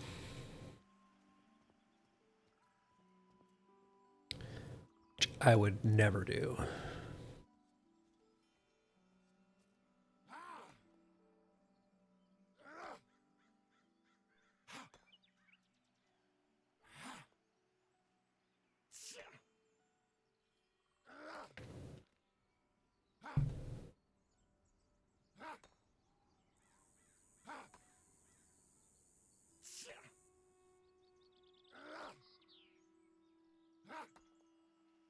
So I have the suspicion that my little Gadai camp that I like to go to is gonna be a little bit higher level than I want to do on this character solo, the one that's right up from the crossroads. But I should be able to kill wildlife around the area.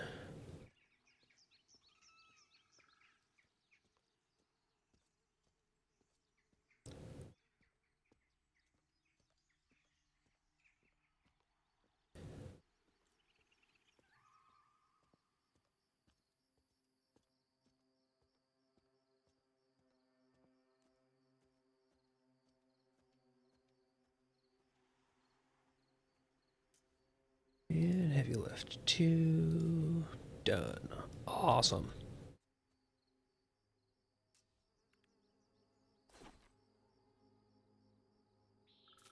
And get rid of some of this stuff, but that saved a bank.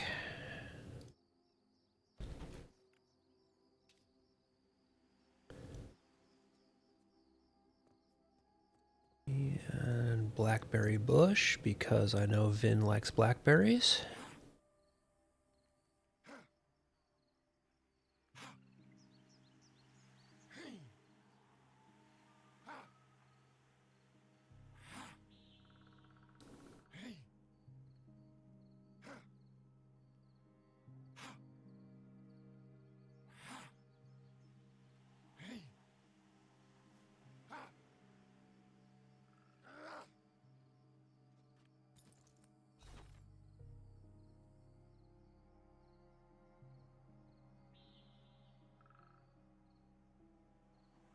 Eat and drink so I don't hit the spot where I start not getting mana regen.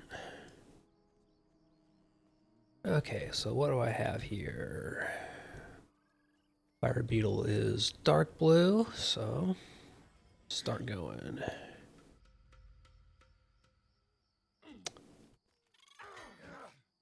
And immediately with the dot. Thankfully it's only doing 2 points per tick, so it's not terrible.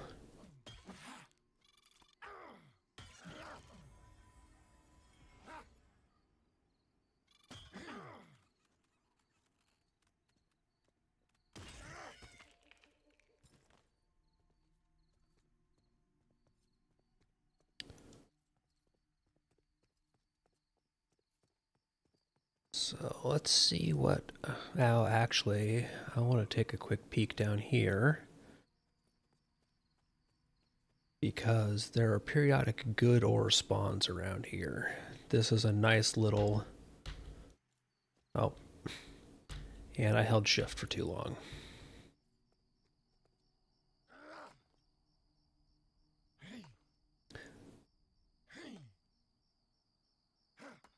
Oh, and we're getting a zone restart, so it's a good thing that I'm someplace that is basically safe. So I'm gonna finish this ore mine, take a quick look to the other node spots right nearby, and then log out so that I don't get stuck in a bad scenario. Usually they've been giving a couple warnings and then the restart hits.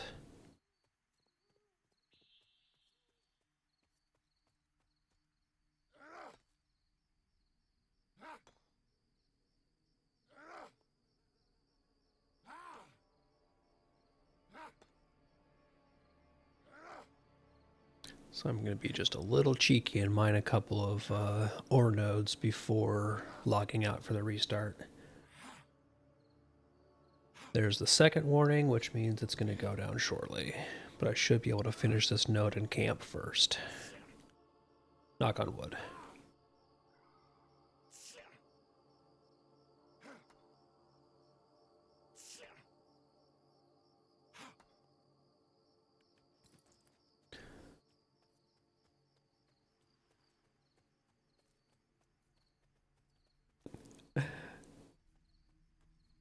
Wiki Rogue. So I'm just going to guess as Wiki Woo. Alright, so zone restart is happening, so I'm going to go ahead / camp.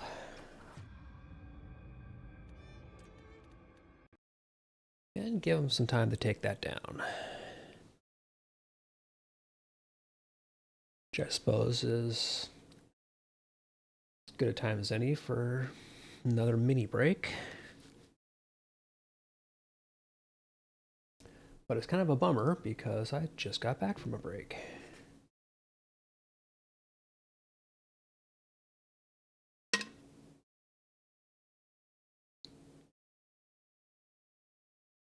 Oh no, Steve, I did not see your message.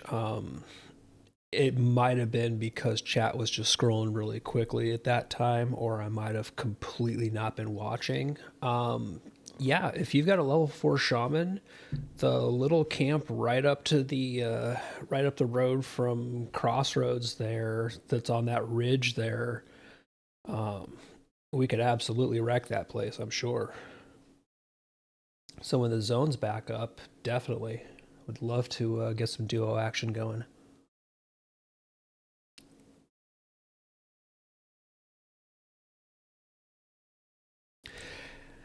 On my Dire Lord, that's been one of the spots that I've been pretty consistently, like over the last few days when I had time to play, like on lunch break and stuff like that, where I didn't have to be 100% paying attention. Yeah, when the recruiter spawns, they've got a couple pieces of pretty decent gear that drop, and they usually drop 2 or 3 pieces, even if it's the regular stuff. But that little camp there is a nice kind of relatively minimal effort, as long as you pull carefully, farming spot.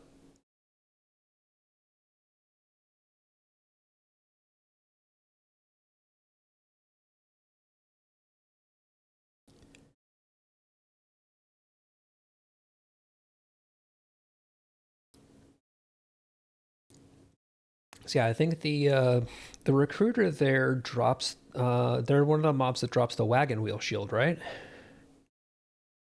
So I know I've gotten a few of those and handed them out to other people. Yeah, that's a nice little step up from the starter shields you get.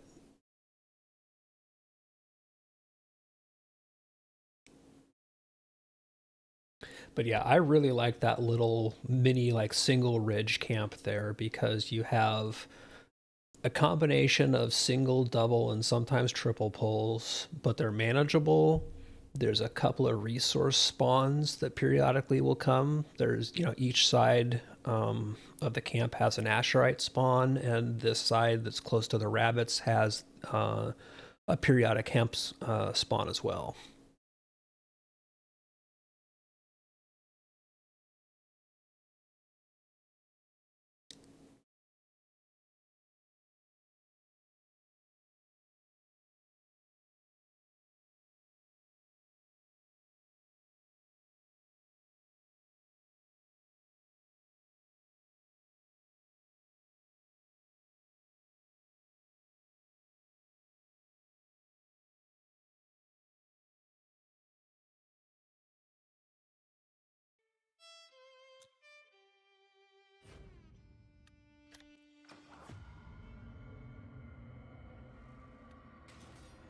Looks like Thrown Fast might be back up.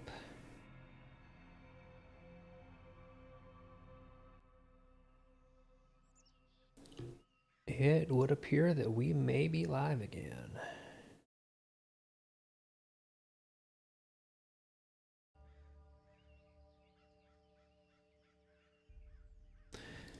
Either that or it hasn't gone down yet and I'm about to be kicked out. But given the fact that the who's on list is very small, I'm going to guess no.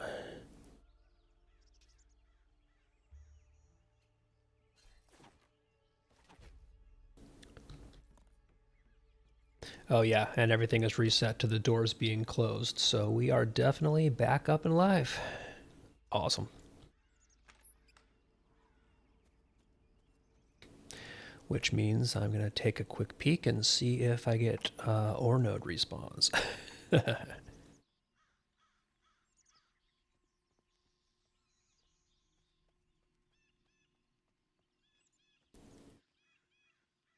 That's looking like a no-go, but worth a shot.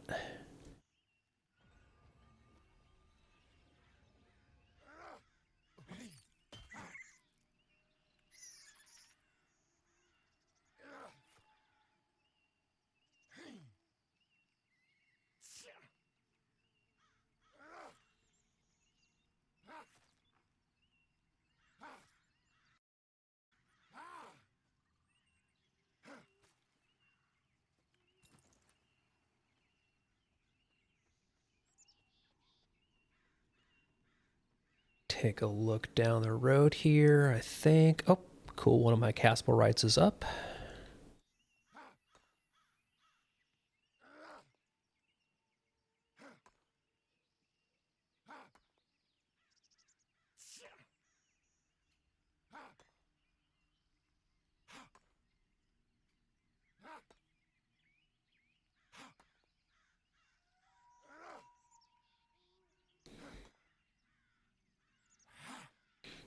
And after the reset, there might be a food crate down there, but I think that's just a regular crate.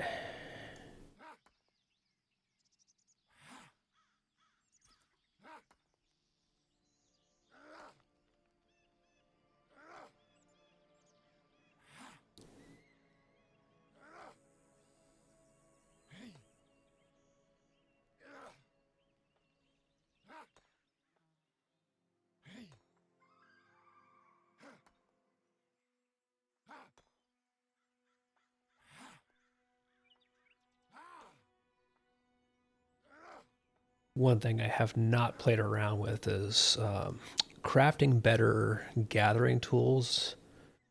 I know, or just outright buying them. It's on my list of things to do. Maybe next test. Oh, somebody else is mining the other ore node down there, and it is Wiki. Awesome. Wiki Woo, one of the long-time, very active community members. Good people. Wiki, come take a buff.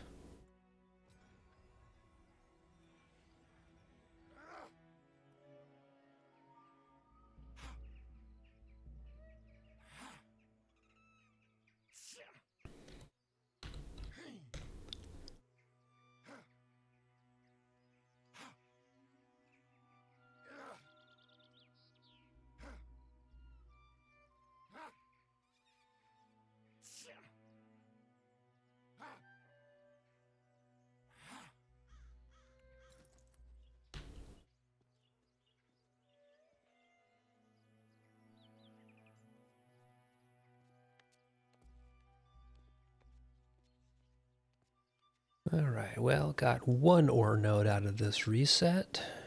Not bad.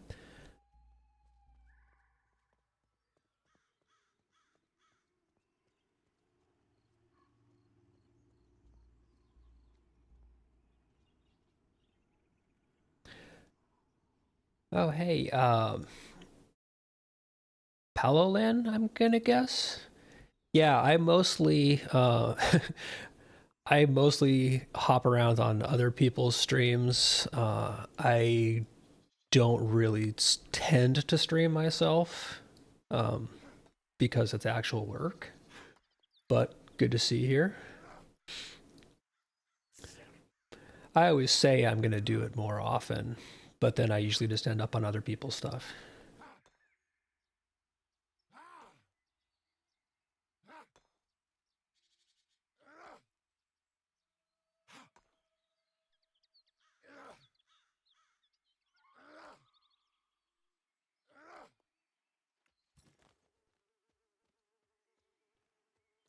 Oh, awesome. Got a couple of really good timings on these respawning.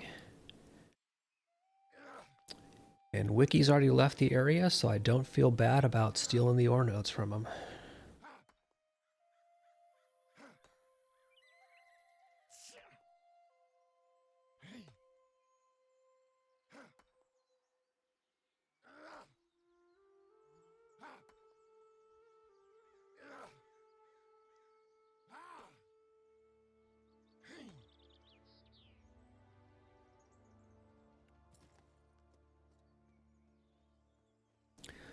Makes me wonder if the one around the corner has spawned as well.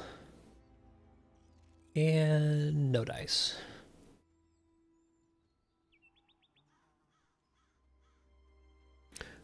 But since I'm right here, it doesn't hurt to check.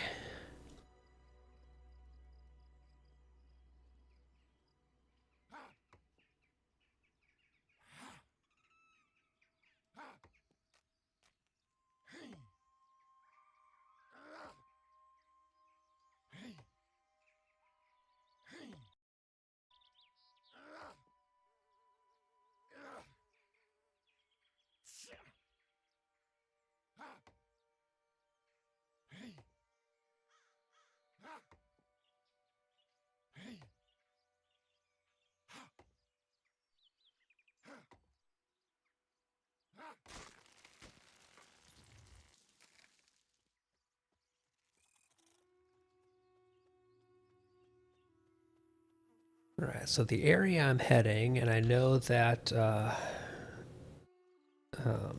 Cantu or Stevens was saying that they were going to head this way so we could do a bit of duoing. But this little ridge right here has a little mini Gadai camp. And let's see, right now they are, at least this one here is dark blue to me. And as long as you're careful going through here, this is just an awesome little spot to do some solo or duo farming. It can't really support a whole group. And if you kill relatively quickly, like when I'm on my Dire Lord clearing this place out, I was absolutely having downtime, which was perfect for me because I use this camp as a spot for when I'm partially AFK kind of deal. Right, there's another dark blue, so I can go ahead and take him. But so you can get a lot of these pulls where you have walkers who will wander around in patterns that makes this into a really doable solo or duo. Awesome. Let's get group rolling here. Get you cleric buffed.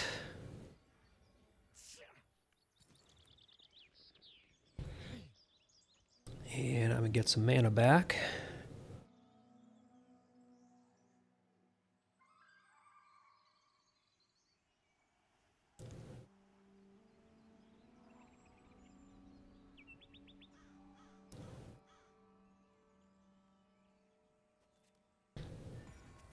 And may as well clear out wildlife because they're XP.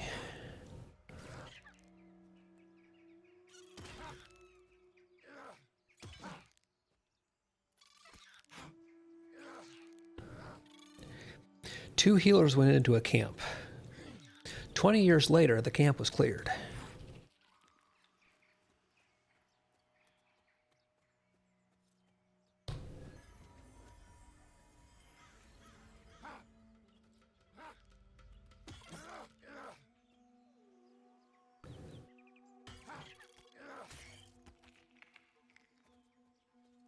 Okay, this Gadai recruit has a pattern where they'll basically stand here by themselves, not facing their friends. So that is basically the perfect pull time for them, because you can turn them into a single pull.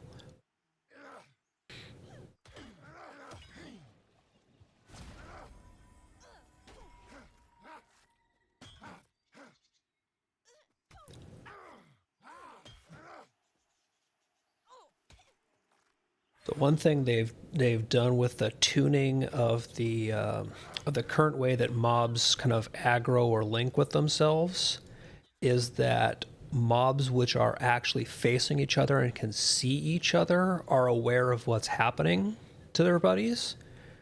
But if they're not looking at mobs and are far enough away, they won't be automatically aware that you've engaged their friends. So you can use their facing and their distance as part of your pulling and separation strategy, which is not something that was in place last time I was playing. So it's kind of neat to add that little extra element.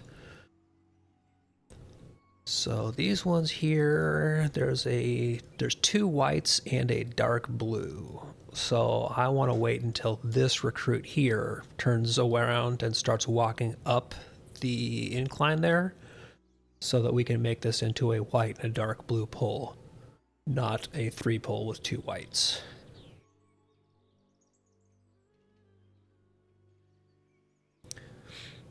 Of course, Kantu, feel free to pull and grab stuff as you see fit.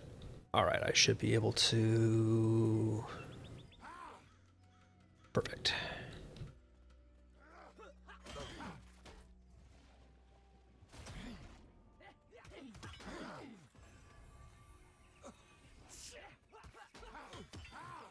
And Dragon Fist is high enough level. I see him around here pretty regularly. He's high enough level that he just runs past these guys, and he is farming the higher level stuff that's a little bit past here.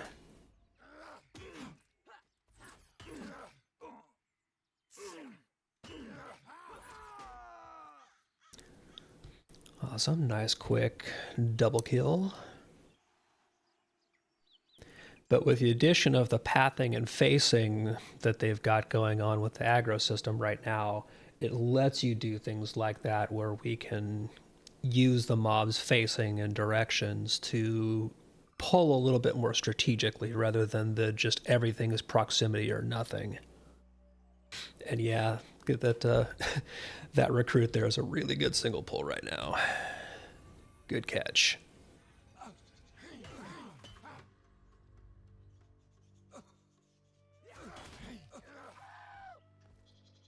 I'll bet you he's got, yep, rusted longsword. So neither of us can use that, but it'll be something to sell. So right here, this is a ration crate. Oh. Help out, friend. Do not just loot. But the ration crates that appear in these camps periodically will usually have like statted food to them. So this one here, for example, has one that would be good for a rogue or a monk.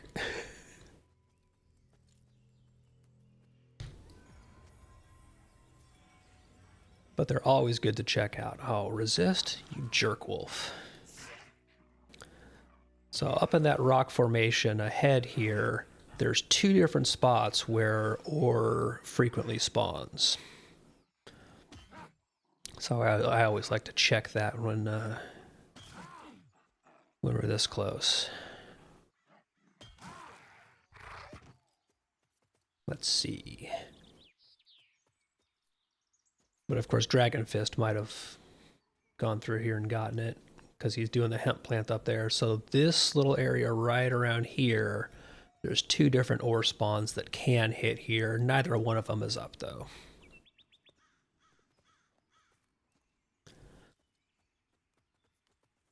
So further up here is an area that is bad for us at this level, because that Gadai Trapper there is red. Not just a little red, proper red. So this hemp plant is a trap. Dragon Fist can... well, Dragon Fist can get it. And he's already got a cleric buff, so I don't need to buff him. But I'll heal him. Yeah, see, he's level 11. he can go wander by the trapper, because I'm sure he's doing it to get the hemp plant there. So I'm not going to like steal the hemp from him. He did the work to kill the mob. It's his plant if he wants it. But apparently not. So I'm going to yoink the plant.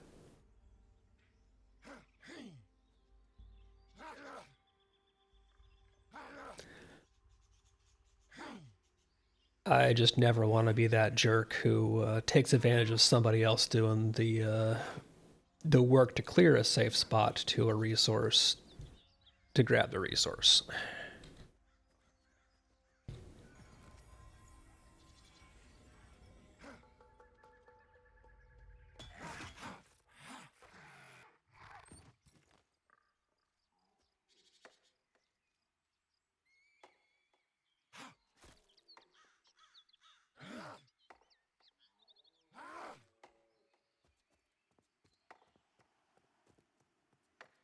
It does take a little while for the camp down below to respawn.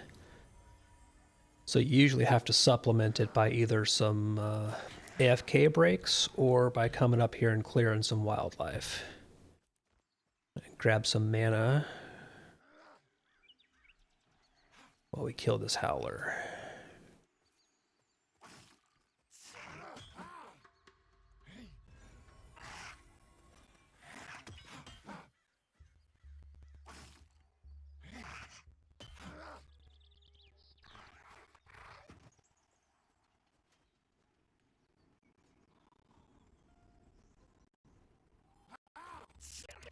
So there's another one of these little kind of mini camp areas right here that's got the barrels, and that crate over there definitely looks like a ration crate. So it should have some good nabbable food in it.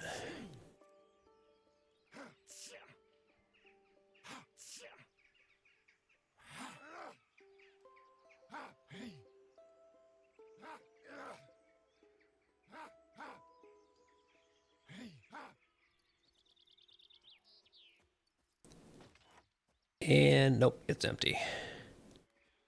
I have the feeling the Dragon Fist might have gone and nabbed it. So up around here is another good little ore spawn area that usually doesn't have any aggro mobs around here. A couple of times I've seen some stuff around here, but I'm pretty sure it's been just really weird pathing wanderers.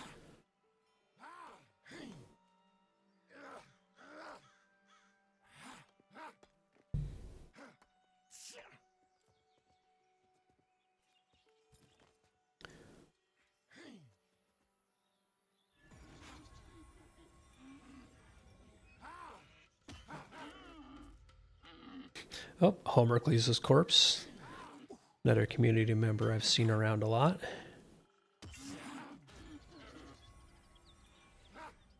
Dang, I was hoping to proc a shield.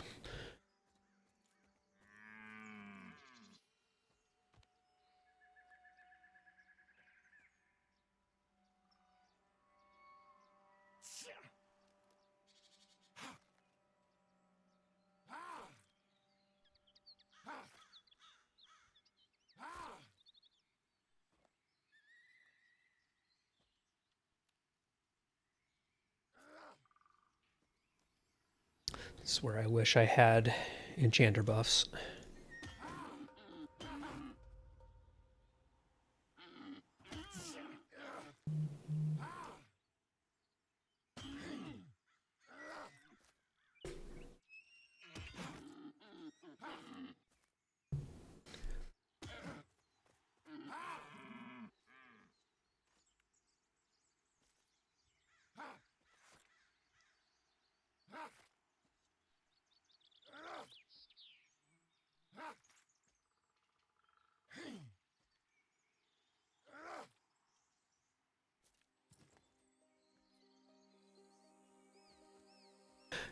Oh no, don't even worry about it. We're fine for the stuff we're doing here, man. It's just I'm doing wishful thinking out loud, you know.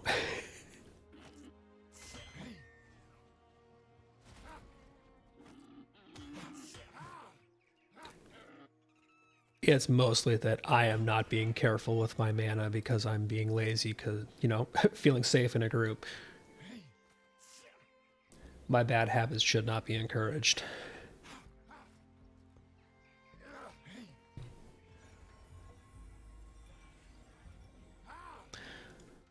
I was making the joke the other night when a bunch of us were running out in a group and I was on the Dire Lord that my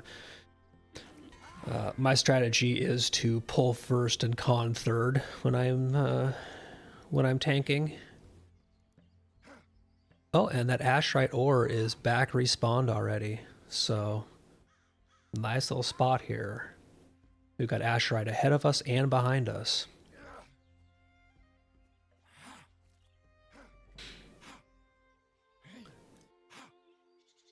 And our Gadai recruits should be respawning pretty solidly now. So if we do this Asherite and then the one that was ahead of us, we should have respawns to go back down into the little camp and take care of.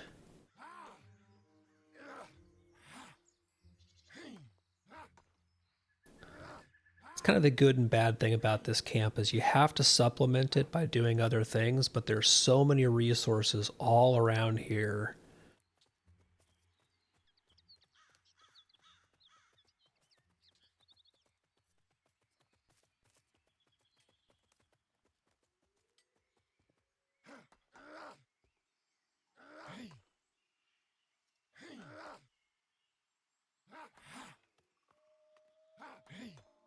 And feel free to take some of this Asherite. Like, don't let me nab all of it, man.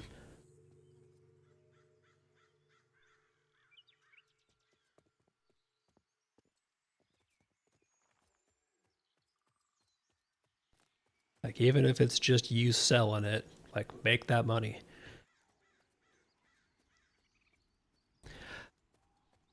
Yeah, on my Dire Lord, I have been doing armor crafting to make chain armor.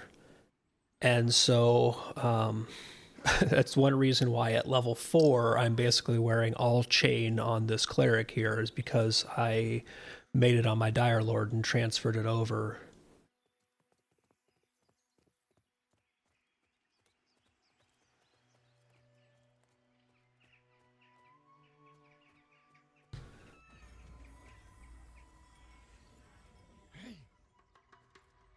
Oh, nice tool crafting. I have not even looked into tool crafting to see how that works. I've really only looked into a little bit of outfitting and then my blacksmithing. Boy, these guys are just being really slow to wake back up. But at least the Howler respawns quickly. So yeah, I found that Asherite is, at least currently, still pretty heavily in demand for the stuff I'm crafting, so I try and grab it whenever I can.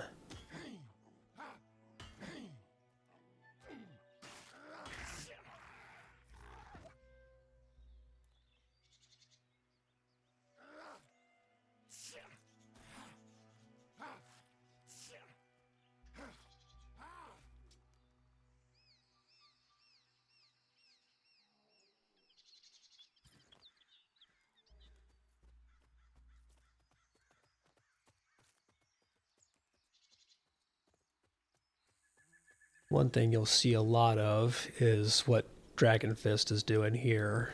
It's camping the rabbits. There's a king rabbit that spawns around here, and periodically will come up to be killed and has the potential to spawn as the jacked rabbit, which is higher level and kind of nasty. Definitely not something you play around with at this level. The jacked rabbit will mess you up. I don't even think that the king rabbits are probably better at 5 or 6. I suspect they would still be red.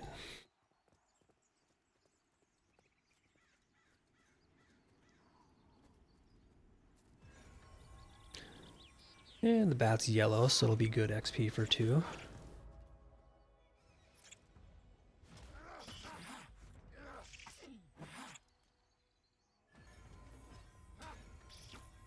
See if I can prop a shield. Nope.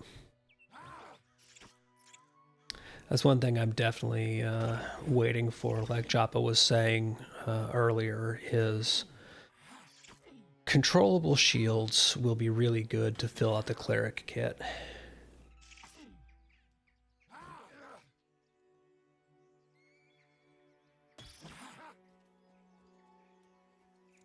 That'll definitely help make it feel like a more complete kit.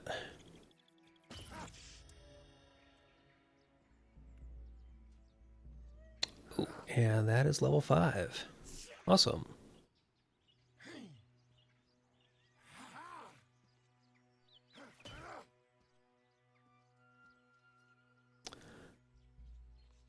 Yep, we're starting to get our pops down below, so we can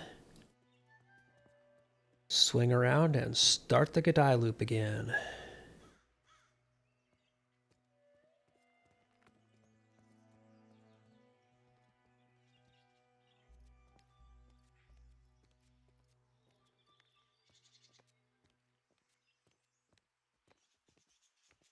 And level climbing.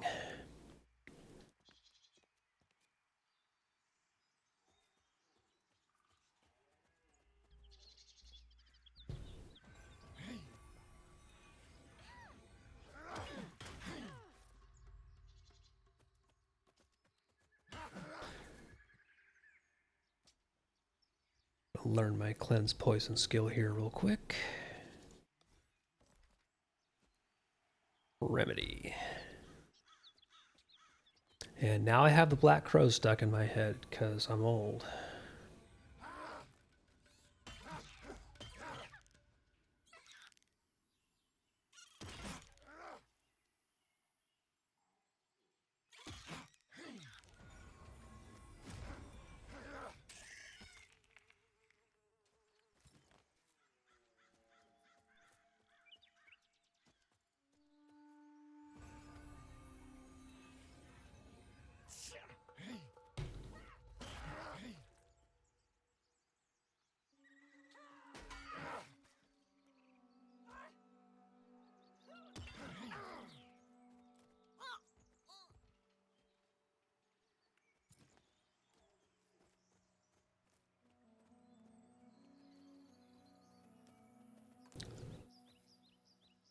That recruit's walking into a perfect single pole spot. Yoink.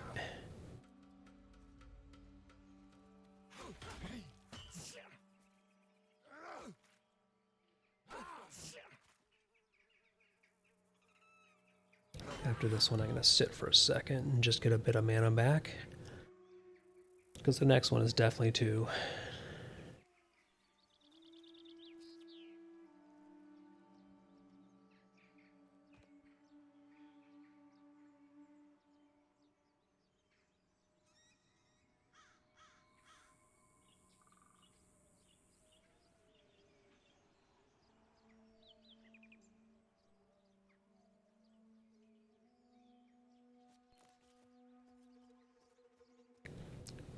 Okay, that recruit's got their back turned, so...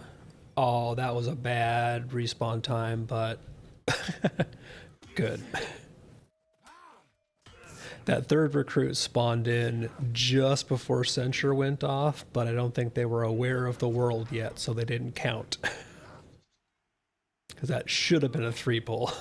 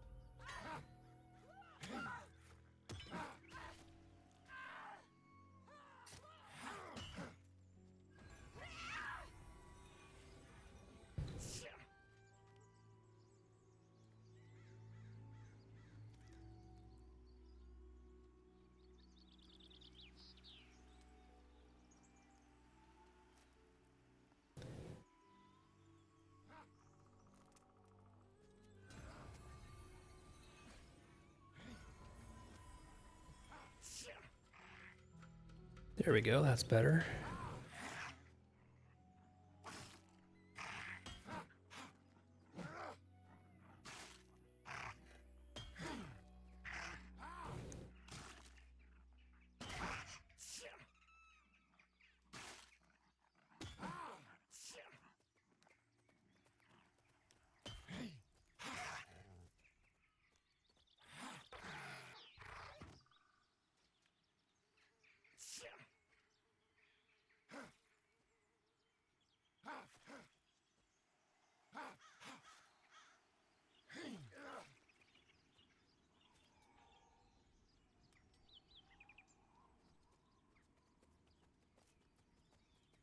And no ration crate still. Let's see, do we have ore spawns? Looks like a negatory.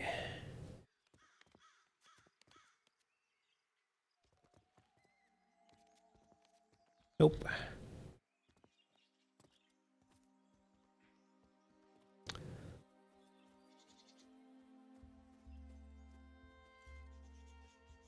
So if you've got a different spot or different mobs that you want to shoot for, just go ahead and yell and lead on, because I have no particular agenda other than just killing some stuff.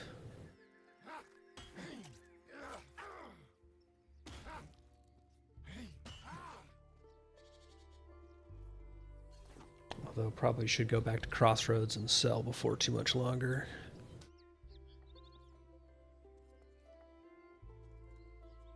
Cool, yeah, that's basically what I've been doing, is just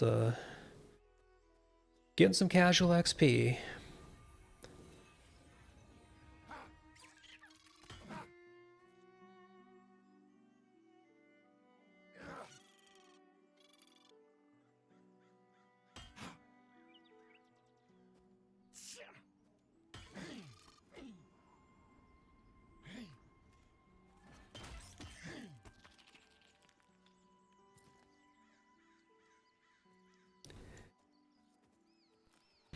Yeah, I agree. There's no need to rush, especially because this is pre-alpha. We know these characters get wiped next iteration.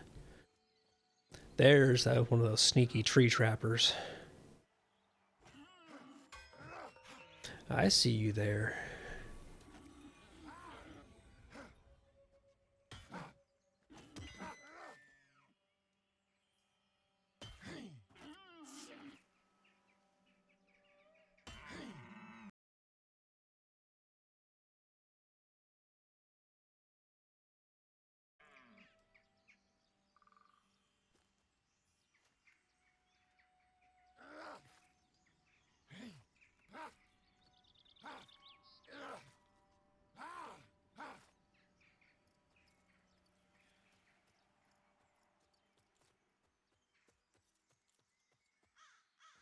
And no ration crate, no ore nodes,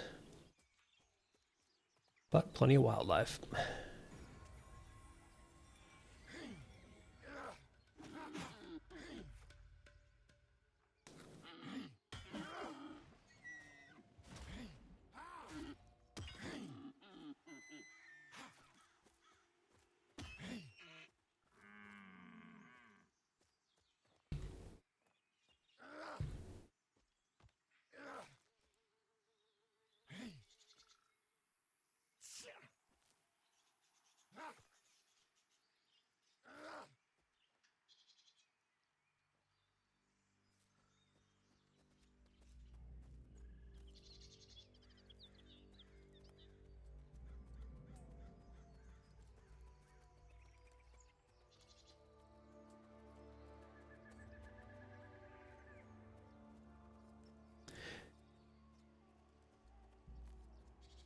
Yeah, I haven't been up to this camp since coming back.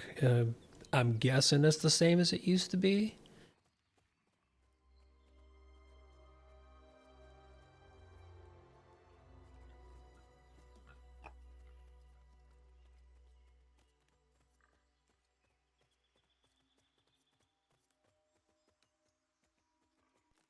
See, so you could die bandit, Wukons. Wukons can't get to him. Yep, white con, nice.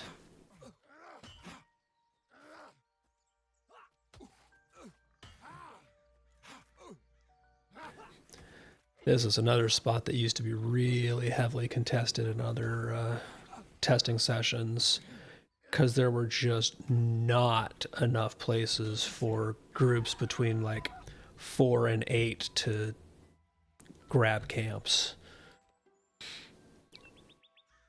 Now that there's a lot more mid-level camping spots, this might not be quite such a heavily contested spot. But I see a recruiter there, so we're actually really in luck. This was a good call moving here.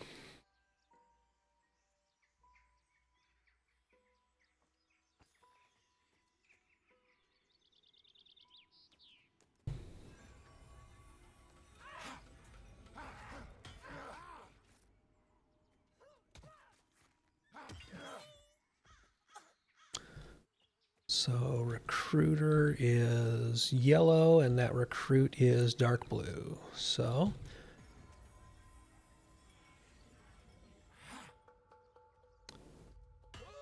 just murder this guy real quick.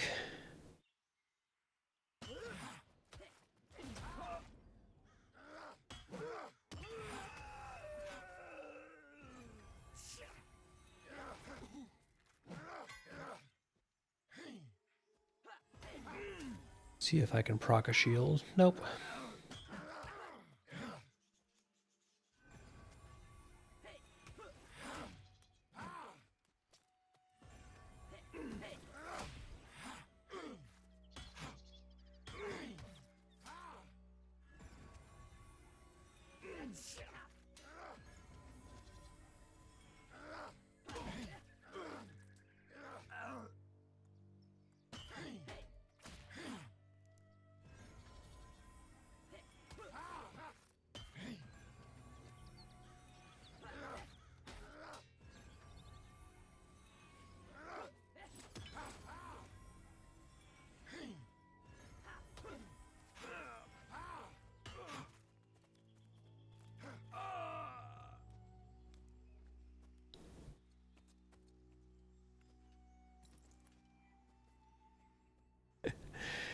Yeah, love it when you actually get an Aegis prompt when you really need it.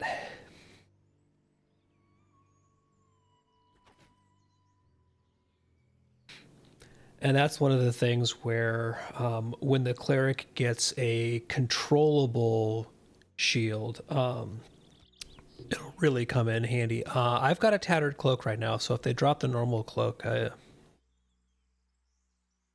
unless it's a statted cloak of some kind, I'm guessing it's just a 1 armor. But yeah, when the cleric gets an actual controllable shielding ability rather than relying on the crits, it's really going to fill out the class kit.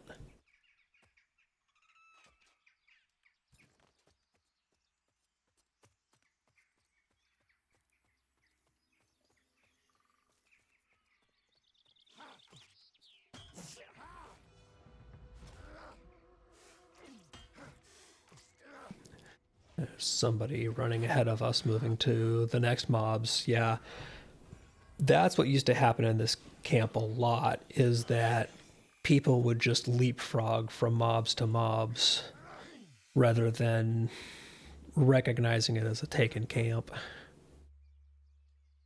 But that'll happen.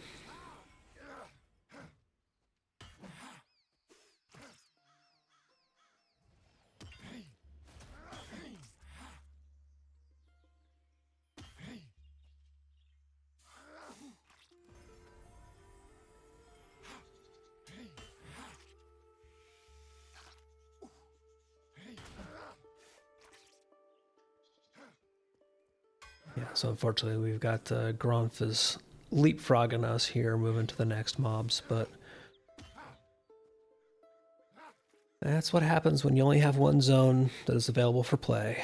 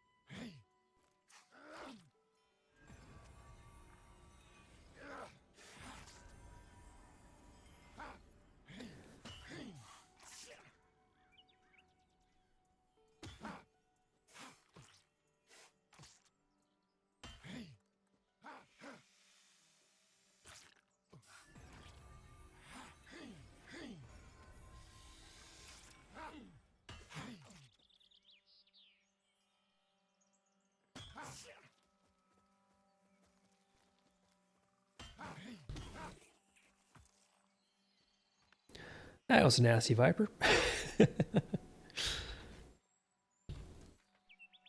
Right, that does remind me, though, I have mastery points, which means I can now start upgrading. I'm not quite to the point where I can fully upgrade that one, but I think I'm going to save mastery points to see if my next heal has mastery implemented on it or not. But that'll at least give me extra chance to crit on Celestial Flicker, and crit is what prompts the Aegis Shield. So more chance for a shield to proc. And right now that is really kind of the core of the tool set that's available to the cleric in these levels. Is that shield procking on crit is really what we've got going for us. This recruit here is blue, and the other one's not looking at it, so this might be a single. Yeah.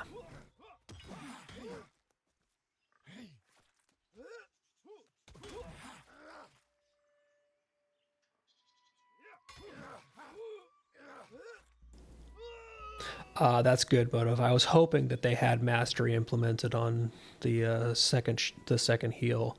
I don't remember the level we get that in because I haven't really looked at it too much. Is that Celestial Glow? Okay, so that is level 6. So I'll have that when I level next.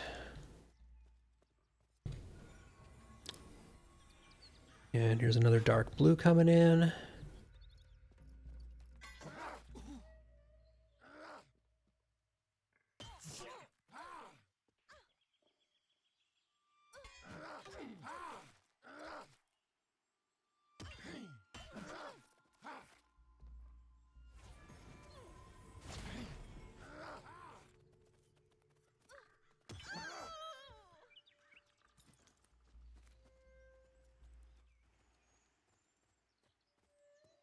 Oh, this guy's just asking to be pulled.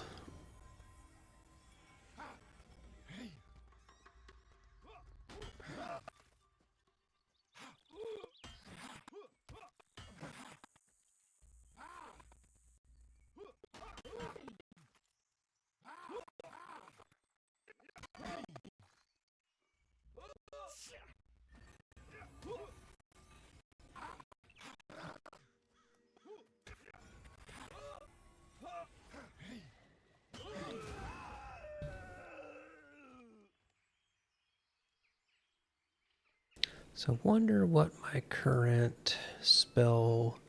So my current spell crit chance reads as 942, which means technically Celestial Flickers should crit around 14% of the time, which is still not exactly staggering, but better than nothing. Definitely does not give us a controllable proc shielding ability. I will bet you that this bandit here is going to be a single pull because his buddy's facing away. Yep.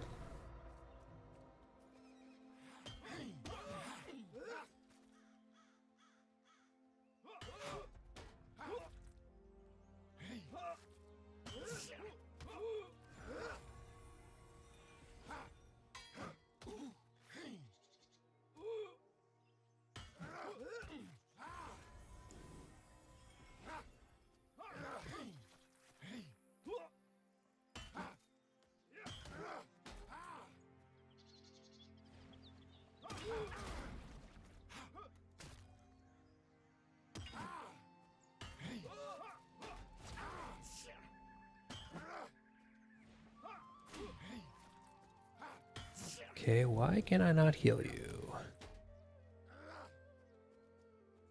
I think because you're standing on that corpse, it is messing up line of sight. Yep. Sorry about that. Weird object interactions.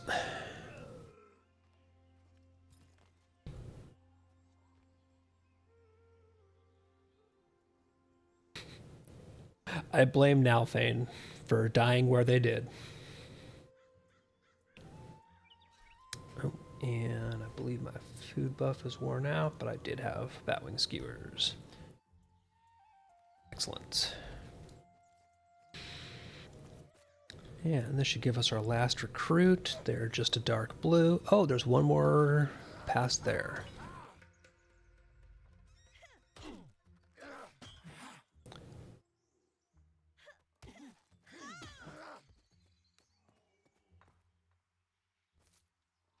And that's all white con.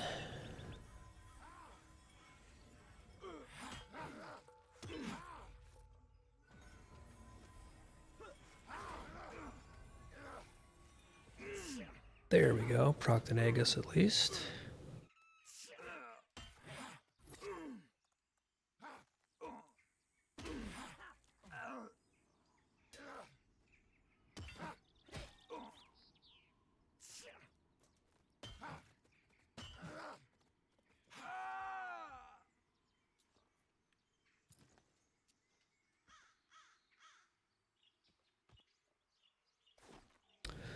So my inventory is full. I don't know about yours if you got more room to loot or if we want to head back to the crossroads.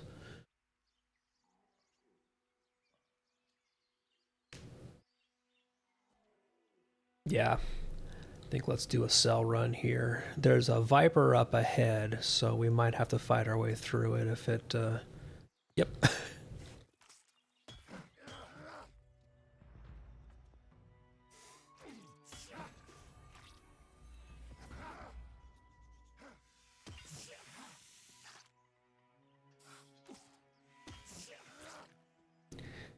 Play the game of ping-ponging aggro.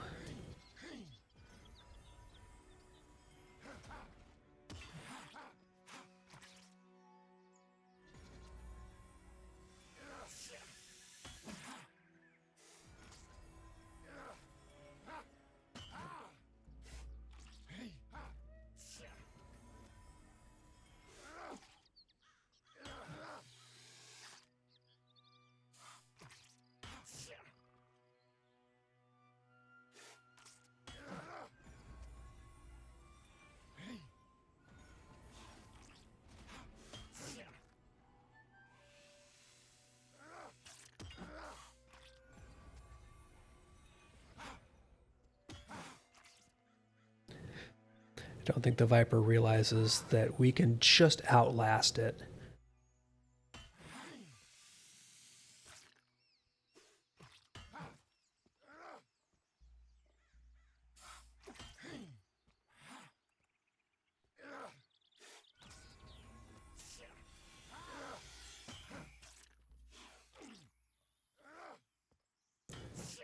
Those Aegises are so nice when they land. When they don't, it just feels so bad.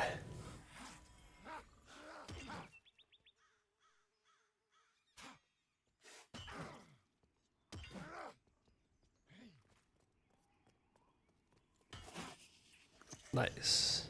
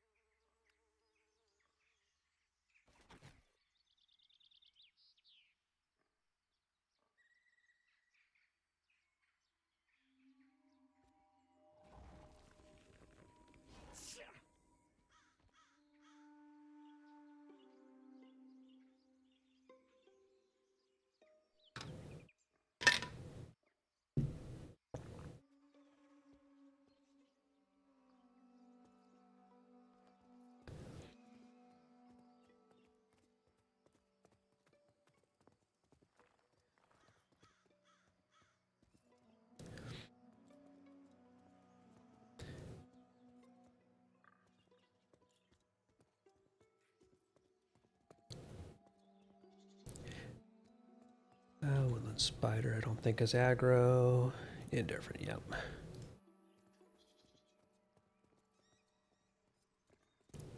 Yeah, there's all those bandits there, but it's just... It would be such a waste to kill them when we really can't loot them. Hopefully we can come back here, though, and still have it.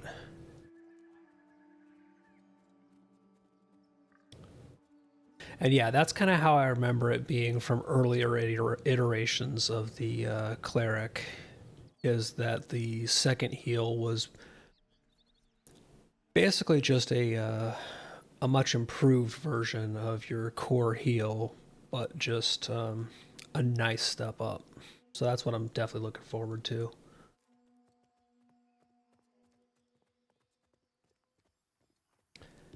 But I've got 1, 2, 3, 4, 5, 6, 7, 8 bubbles and change to go before I get that next heal. It'll be a minute.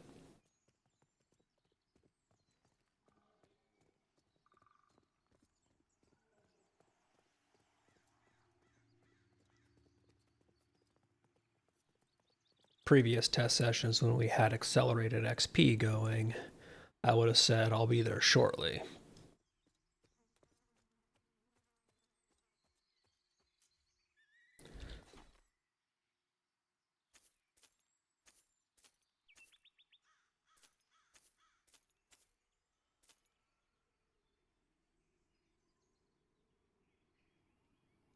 Blacksmith might be able to do something with this. Okay, well, I'll save that then.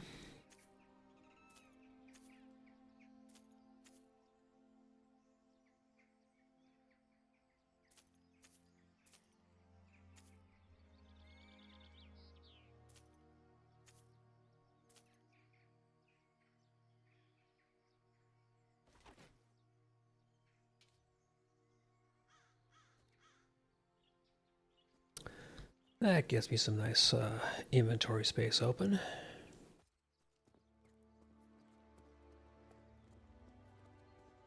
Yeah, let's see if we can get... oh yeah, I should probably just refresh this while we're safe. Yeah, let's see if we can get that camp back before anybody goes and nabs it.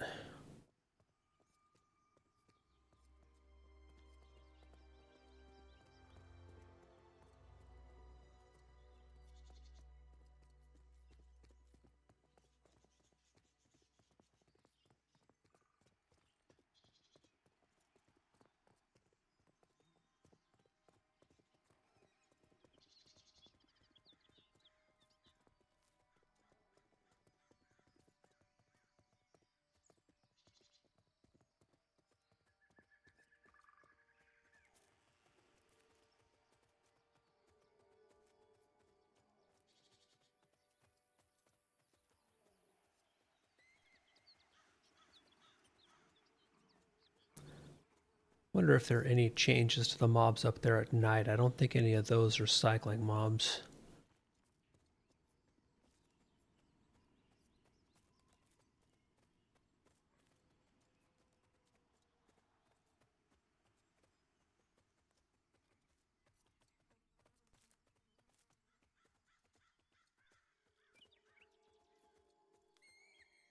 Okay, this is the bandit that you have to be right up on to pull.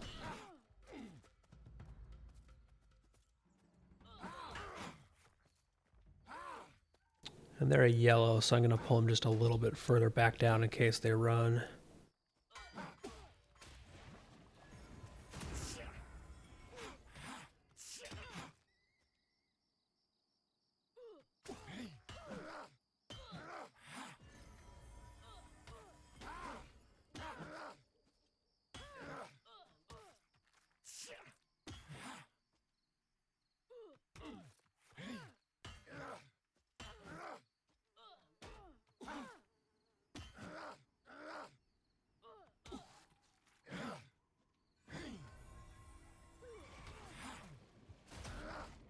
And this, of course, is where I miss being the Dire Lord, because I can't just put boil blood on it and go.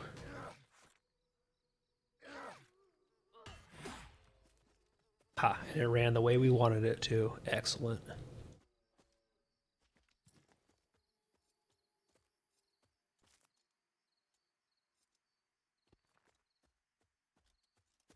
So, got a recruit is dark blue and a recruit is dark blue. Can't see which way they're facing, so I'm just going to pull the one on the right and see what comes. Oh well.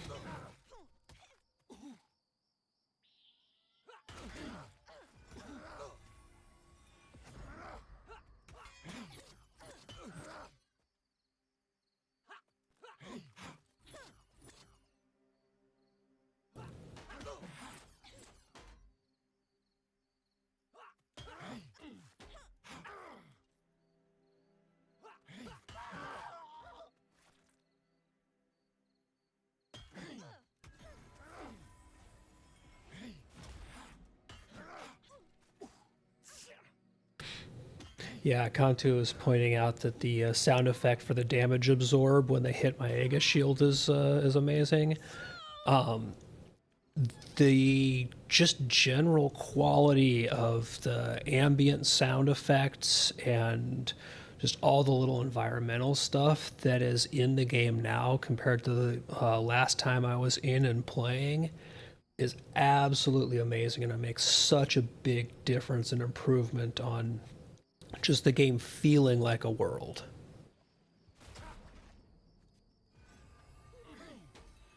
I think a lot of the times things like general sound effects and ambient sound in particular is kind of underestimated or overlooked by a lot of players in how big a difference it makes to just sticking you in the world and making it feel, I mean, not even necessarily more real, because let's be honest, we all know we're playing a damn video game. But just giving that those all those little touches that make it feel special. Good sound design is really drastically overlooked, and they've made leaps and bounds over the last year or two.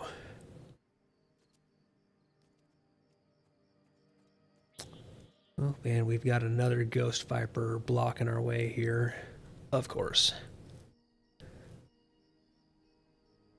And this is a light orange Ghost Viper. And Kantu, you absolutely just pointed out something that a lot of us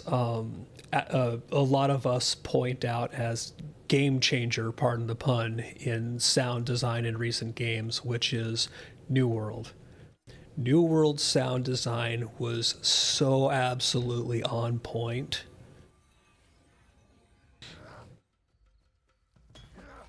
Like they absolutely nailed what they were doing there, and it made such a huge impact on in that game.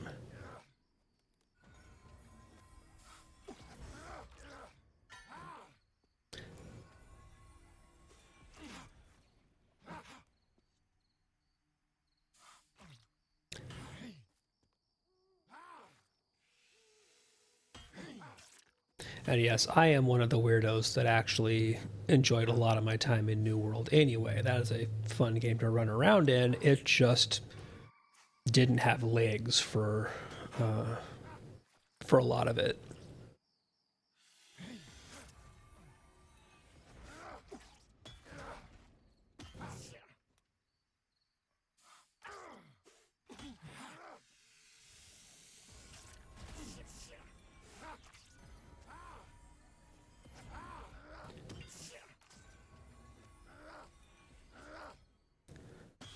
But that is still a game that I enjoy going back to and playing periodically because it's just a fun one to run around in. And yeah, the sound design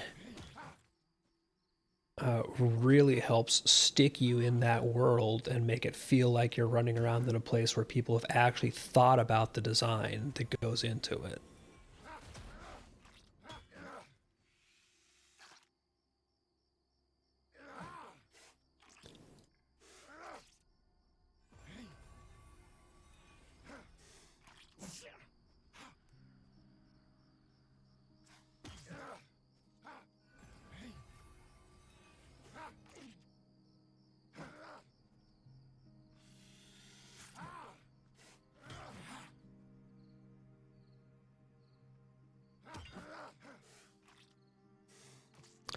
This might be one where you need to run. Yeah. Well,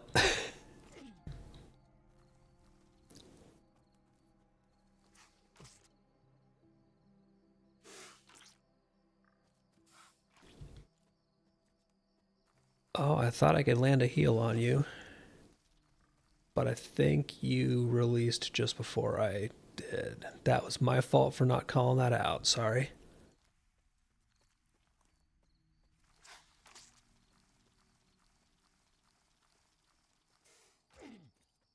Oh, Dennis, buddy, I don't think you know what you're doing. Oh, no, you're high level.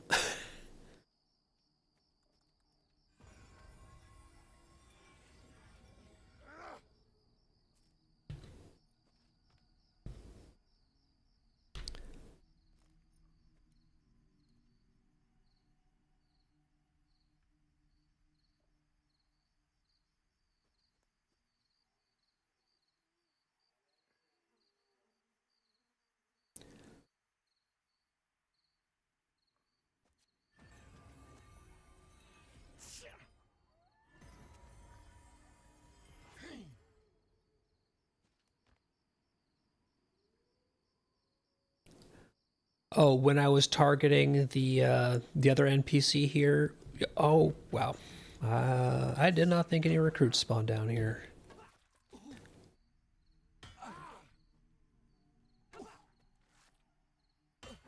Or are you talking about Contus in the party? But yeah, when I was targeting the guy who saved me from the Viper, because he was a player, I can see his level. So he was level 6.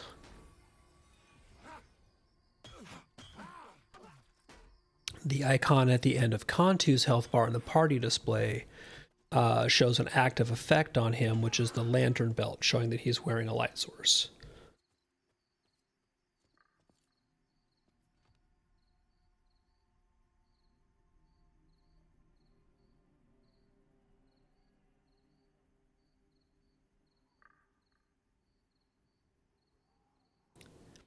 Yes, that's a default.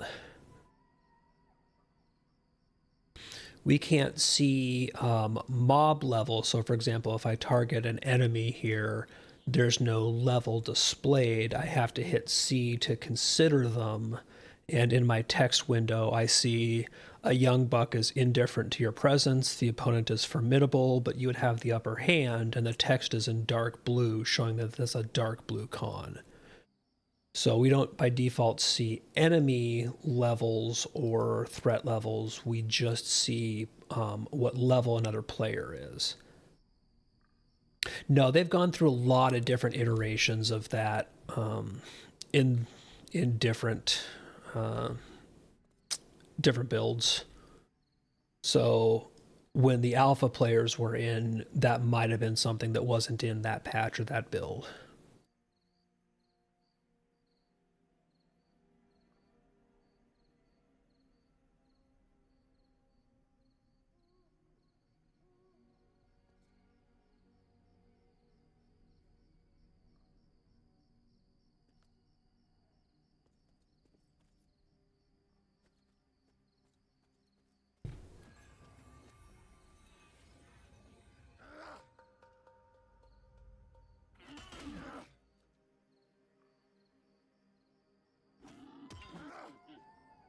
But you do have to have them targeted to see it.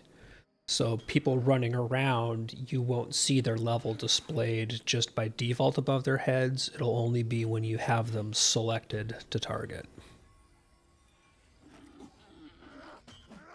At least as it is right now. You never know what's going to change over time.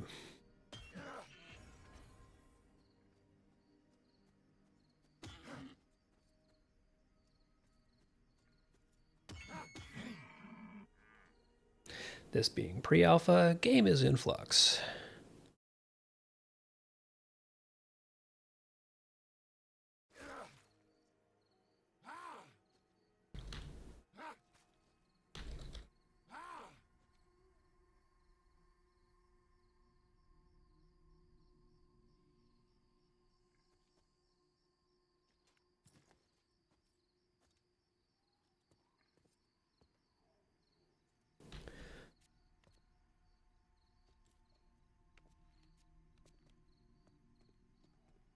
I really wish that that rabid dusk bat there was not guarding the hemp plant.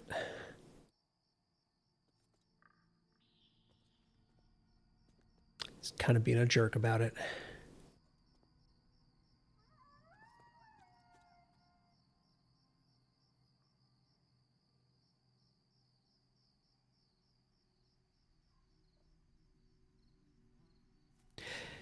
Yeah, I'm really hoping that they get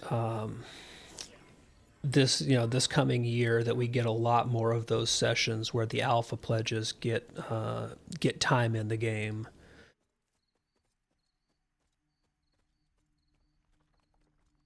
That will be really nice.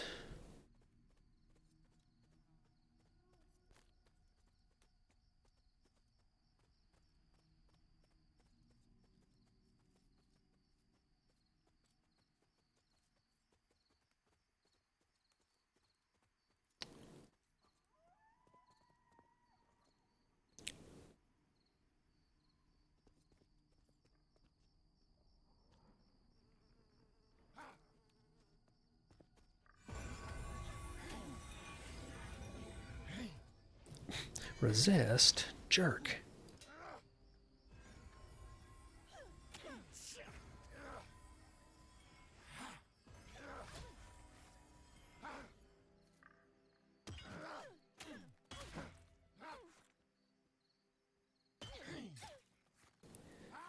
Yeah, that's definitely one of the biggest things is play around with all the classes and see what resonates with you. I know that early on, I was not expecting to um, end up maining what I have ended up maining, uh, but I played the Dire Lord in one of the early PA5 sessions when my group was changing up who was playing what to kind of do some variety, and I'm kind of thinking I'm a Dire Lord main now. Was not expecting that one initially.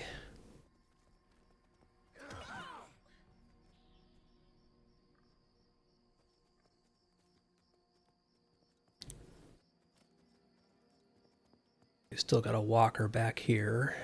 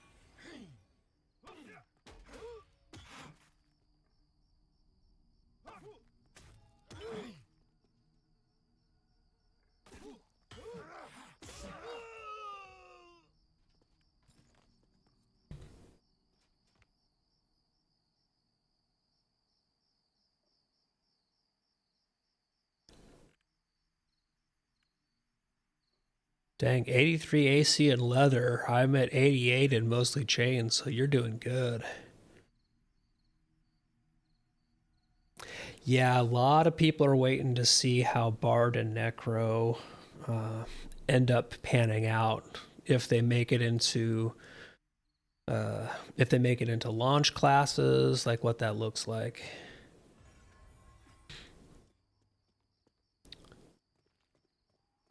Well, Kantu, I know that you've got stuff you got to do. That Ghost Viper is back. I say we just avoid that. Oh, well, nope. Too late.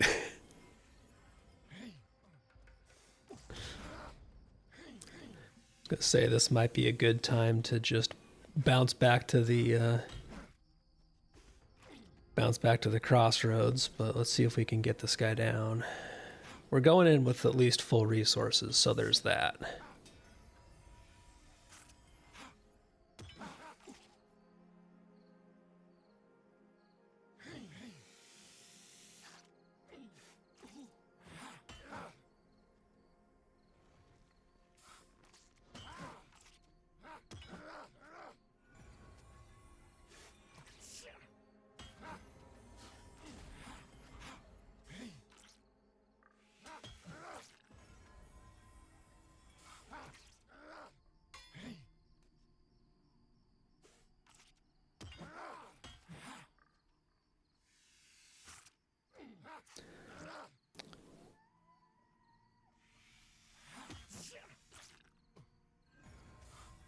I'm going to top you off and sit for a second, see if I can get some ticks of mana.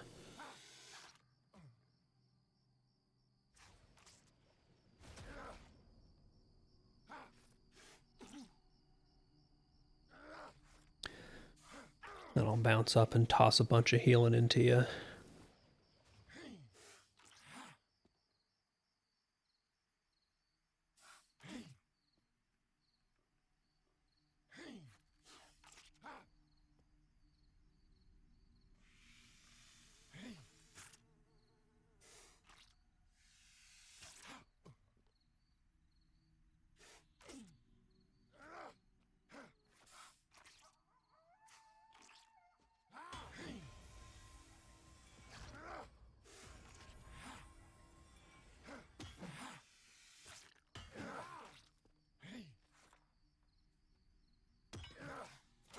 Oh, nice. We got one of our regular community members is a huge Vanguard fan. And if I say it out loud, it might actually summon him.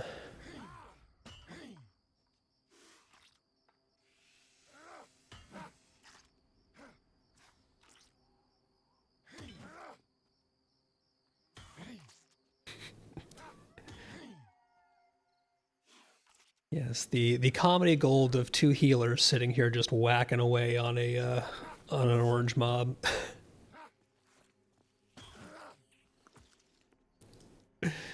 We win just by outlasting it.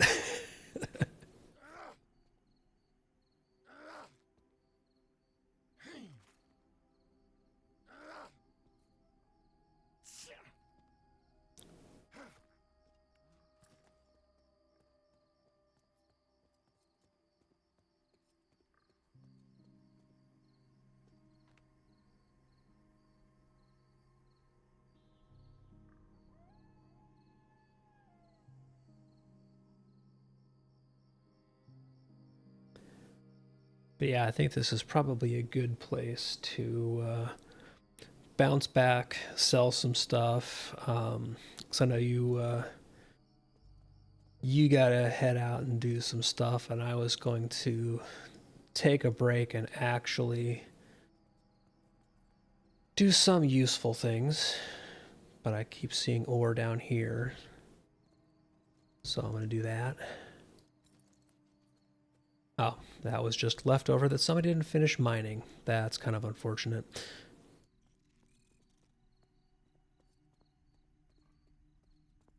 But yeah, thanks for hopping in, running groups, and yeah, absolutely. If I'm on again during these sessions, hit me up. I would wave if the emote was in the game.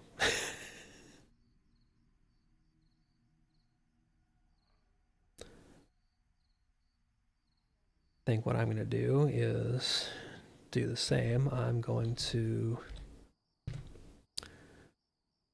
bounce back to Yon Cleric starting area, sell some stuff, and then take a break. That was a very good and productive chunk of time.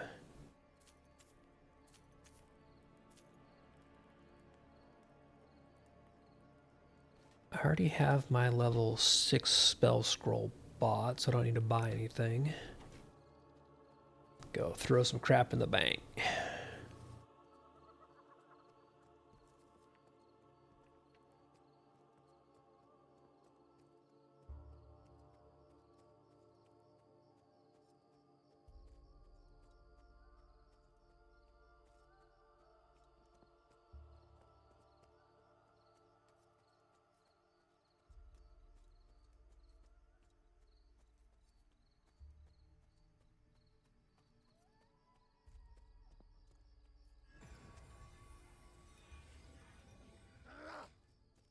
Anybody who didn't already have cleric buffs, there you go.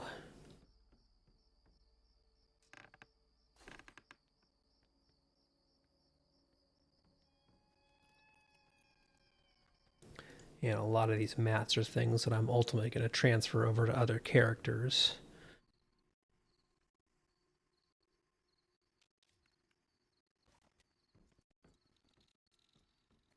Because I just don't think I'm going to do crafting on two characters right now.